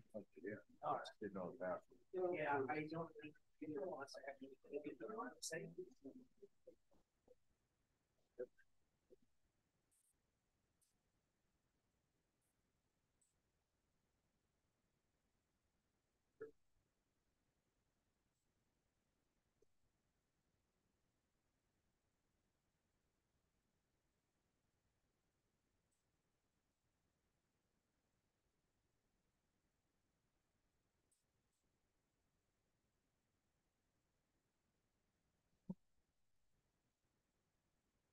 Okay, are we ready here?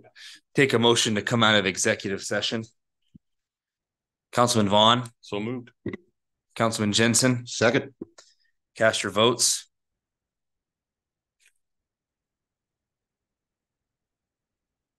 The motion carries 6-0, Mayor. Item 27 is a resolution 2023-276 approving the settlement agreement and release of allocation of settlement funds between the city of Fremont and Weiss Construction doing business as PWC Public Works Constructors. Take a motion by the city council in regards to this item. Councilman Sukram. I'll make the motion for resolution 2023-276. Councilman Jensen. Second. Cast your votes.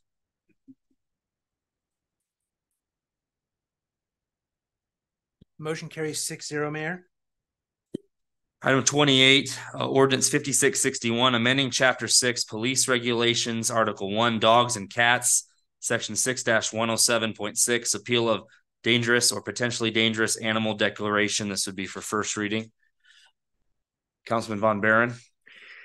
Yeah, back in what was it, earlier this year, we passed the animal control ordinance, and the thought at that time being we needed to give the police enough to enforce the dangerous animal portion, but with the understanding that it was going to take a lot of additional work.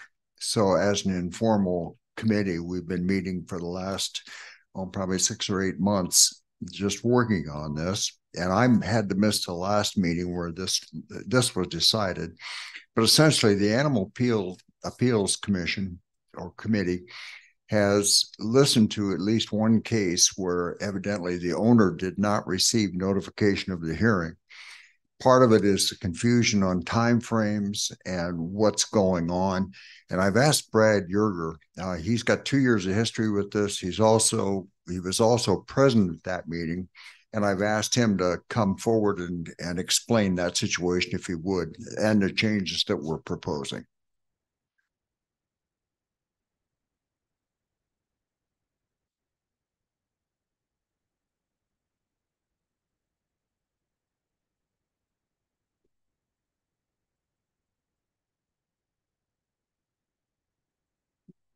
Brad, you're 2318 East 5th Street. Can I get a motion to receive this before you go, if that's all right? Sure. Okay. Councilman Von Baron. Yes, motion to receive. Councilman Vaughn. I would second. Okay, cast your votes, please.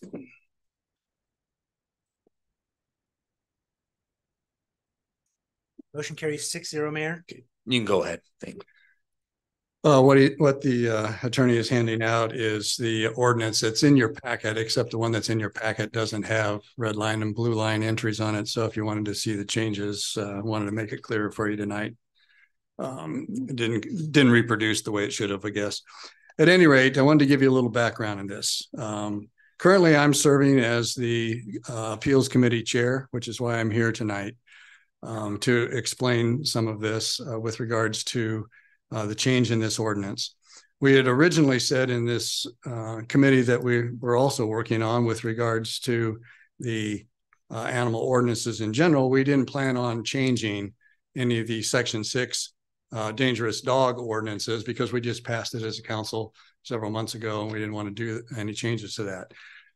Having heard several appeals now, the Appeals Commission and the law enforcement CSOs feel we need to do something to clarify what we're giving to the individuals with regards to notice when they receive a dangerous or potentially dangerous dog notice and or a reckless owner notice. The language that we're changing here is pretty straightforward in the sense that we're really just trying to make sure that they understand how many days they have to actually file their appeal. Today it says you have 72 hours, but it doesn't really say do weekends count, do holidays count, or any of those kinds of things. So we're clarifying for those reasons to make sure that they know when they have to get their appeal in. And then, of course, the city has 10 days to respond. And we have that same kind of concern with regards to, well, do we have to count holidays and weekends? How do we count those? What we found out in discovery discussions with the post office is that we don't have to exclude Saturdays, for example, on the appeal side of this, because the post office does postmark the day of receipt up until 2:30. And even if you send it to Omaha before in the 2:30 drop, it will still get postmarked the same day. So we didn't feel we needed to give relief on Saturday, but obviously nobody is open on Sunday. And you can always hand deliver to City Hall, except City Hall isn't open on Saturday, but you can get a postmark. So we thought we wanted to keep this as short as possible because here's the problem. If we make it too long and the animals for some reason are confiscated by law enforcement, they go to Forever Home and they start a rolling clock on the fees and charges that they have to pay while the animals being sheltered. So we want that to be as limited as possible, move the process along as fast as possible. So we've clarified on the, like I said, on the appeal side, 72 hours, but how do you count those days? We've talked to the city clerk with regards to making sure we had the appropriate amount of timing allowed to get the public notice in the paper because we have noticing requirements as well. So we needed to fit that all in. That's what you have in this red line and why we are recommending that we change it. And we need to do it as soon as possible. So obviously this is an ordinance change. The changes are simple in the sense that it's just a matter of explaining what days count. For those reasons, the Appeals Commission would like you to pass this post haste. The reason being that the next step is this, that law enforcement has to change the appeals forms that they are issuing to the public when they have a notice given to them. And right now they are handwriting, altering those, initialing off on the changes to clarify, but they'd like to reprint those notices as soon as possible, but they don't want to do it until the ordinance is in place. So I'll take any questions you have about what we're trying to do or the expedited urgency of getting this accomplished. Councilman Vaughn? Yeah, just a quick question. Was there some perceived notion out there from the public of animal that was taken or declared that 72 hours wasn't long enough, or how? I can't really speak to that. There may have been some confusion early on in the process when we first got going. I don't know that it's been a problem necessarily with the notices that have been issued. We did have a problem, as Councilman Von Baron indicated, in getting the notice of the hearing given to an individual that says show up. They filed their appeal in a timely fashion, but we didn't give them their notice. And so we had to deal with that in an unusual fashion. That didn't really have anything to do with this. They followed the 72 hours. We followed the 10 days, but there was a lapse in making public notice to them of the hearing. So that was the city's fault. And But that didn't have anything to do with why we're having to rewrite this. This just had all to do. The original form that the CSOs are using today was printed with giving 10 days notice for appeal. Should have been 72 hours. And then there was the question, well, 72 hours and what days count? And so we said, well, let's just clarify it all together and make sure that the code says what we're actually doing. So that's what's here. Thank you. Any other questions? Any other questions? Thank you. Thank you. Councilman Von Baron. If there are no other questions, I would move that we approve these amendments to 6-107.6 stated.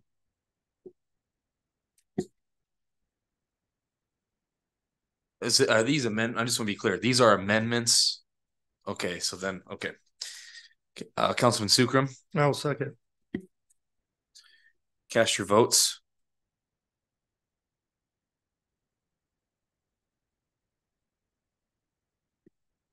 Motion carries 6-0, Mayor.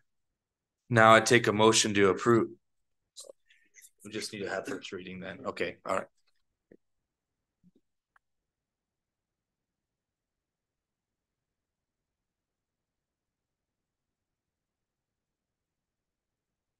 An ordinance of the city of Fremont, Nebraska, appealing and replacing and amending Chapter 6 Police Regulations, Article 1, Dogs and Cats, Section 6-107.6, appeal of dangerous or potentially dangerous animal declaration and all other ordinances, parts of ordinances, conflict with this ordinance, providing when this ordinance shall be in full force and effect on first reading. Councilman Von Baron. Second. Oh, excuse me. Just need a motion if we Yes. want to suspend the rules and hold final reading. I'm Okay. sorry. I was getting ahead of myself. You're all right. Yeah, motion to suspend the rules and move to the third reading. Councilman Jensen. I'll second that. Cast your votes.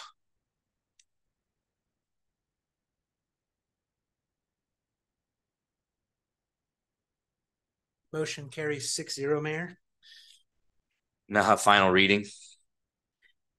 An ordinance of the city of Fremont, Nebraska, repealing and placing, amending Chapter 6 Police Regulations, Article 1, Dogs and Cats, Section 6-107.6, appeal of dangerous or potentially dangerous animal declaration, and all other ordinances, parts of ordinances, conflict with this ordinance, providing when this ordinance shall be in full force and effect on final reading. Cast your final vote.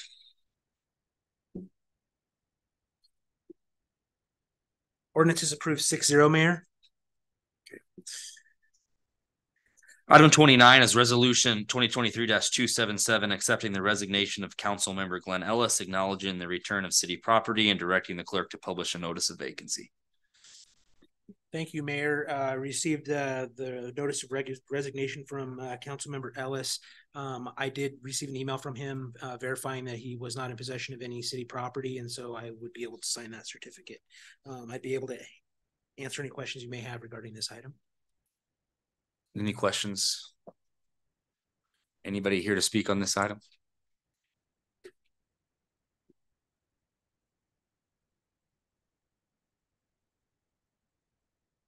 Brad Yeager, 2318 East 5th Street. Just wanted to share a few thoughts with you as a former councilman and peer of Glenn Ellis. Councilman Ellis served Ward 2 in this entire community with distinction for 5 years, and I was shocked and deeply saddened by Glenn's resignation from council. His resignation will leave a huge leadership void and some big shoes to fill. He, with the support and sacrifice of his wife Nancy, developed a hallmark place to come to Fremont. Lady Coffee House is widely known, as is the ongoing restoration of the May Brothers building that now includes a reception hall and business offices and residential living space. This dynamic duo demonstrated creativity and vision for what Fremont could be. They began the community heart and soul movement, and they were instrumental in Fremont's downtown revitalization. While on council, I personally witnessed Councilman Ellis striving to bring truth, transparency, trust, transition, and transformation to Fremont's governance. Glenn's fingerprints and leadership are found all over the city if you look. He championed much needed leadership in the administration and reform. He was the driver behind the city council's YouTube videos that enabled non-attending public to keep abreast of city affairs. He helped implement the monthly open public comment sessions so that the attending public could bring their ideas and concerns directly to council. He effectively used social media as a means to inform and educate the public on council affairs. His detailed budget and audit analysis focused on prudent spending of taxpayer funds and exposed excess accumulated reserves, which led to pushing through property tax relief. He personally researched and sought insight from successful communities throughout Nebraska in order to bring best practices to Fremont.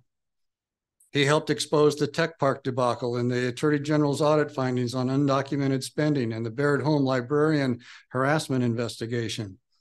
His May Brothers building renovation became a downtown cornerstone that led to the 505 building renovation project and the 505 brewery. His building renovation occurred despite many obstacles created by the prior administration. The new city van service was the result of Glenn's response to one of his concerned senior citizen constituents. He was in the forefront and advocated for public safety, including the addition of 6 new firefighters. He doggedly pursued action on the police station and championed its location in the downtown area. He stood strong on the issues surrounding the protection of children from obscene, pornographic, and indoctrinating library books. I could go on and on. Suffice it to say, Glenn and his wife, Nancy, sacrificially served this community and set an example for what real leadership, commitment, and vision look like. Glenn's department from council is a huge loss to this community and the citizens of Fremont, and we owe Glenn and Nancy a great deal of gratitude for a job well done. I'm proud to have served with Councilman Ellis. He and Nancy both deserve to be publicly recognized for their outstanding leadership, service, and dedication to Fremont. I wish the best for them as they seek to promote their new vision and use their talents to develop new horizons. All I can say is they did a lot for this city. Well done, Glenn and Nancy. Anybody else here to speak on this item? Any comments from the council? If there are none, I'd take a motion. Councilman Vaughn.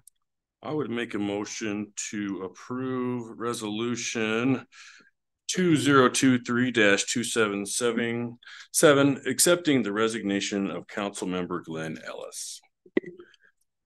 Councilman Jensen. And I will second that. Cast your votes.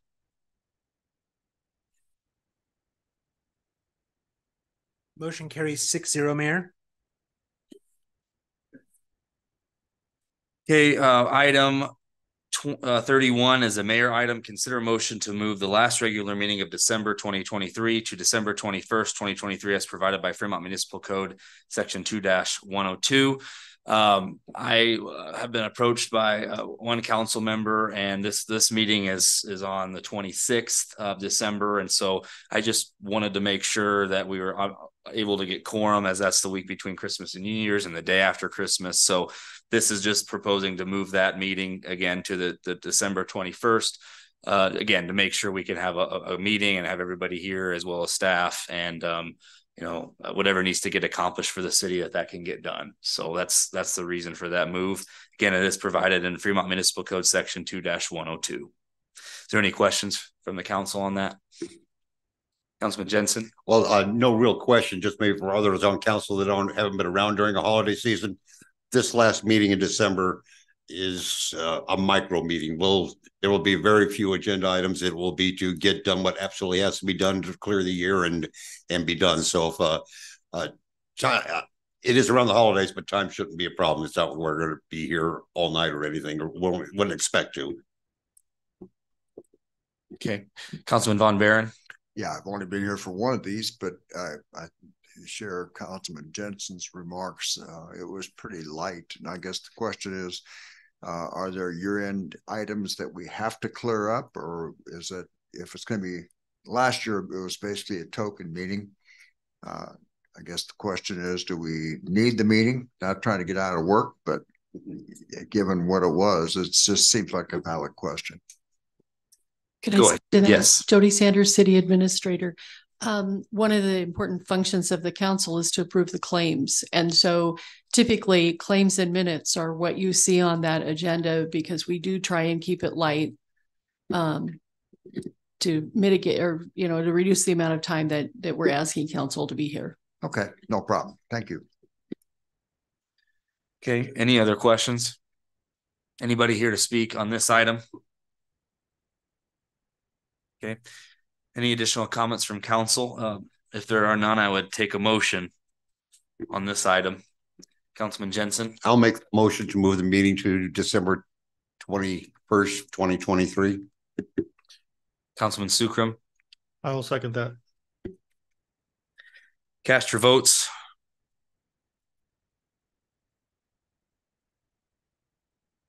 The motion carries 6-0, Mayor. Take a motion to adjourn. Councilman Sukram. That's the motion to adjourn. Councilman Jensen. Second. Cast your votes. Motion carries 6-0, Mayor. We are adjourned. Have a good night, everybody.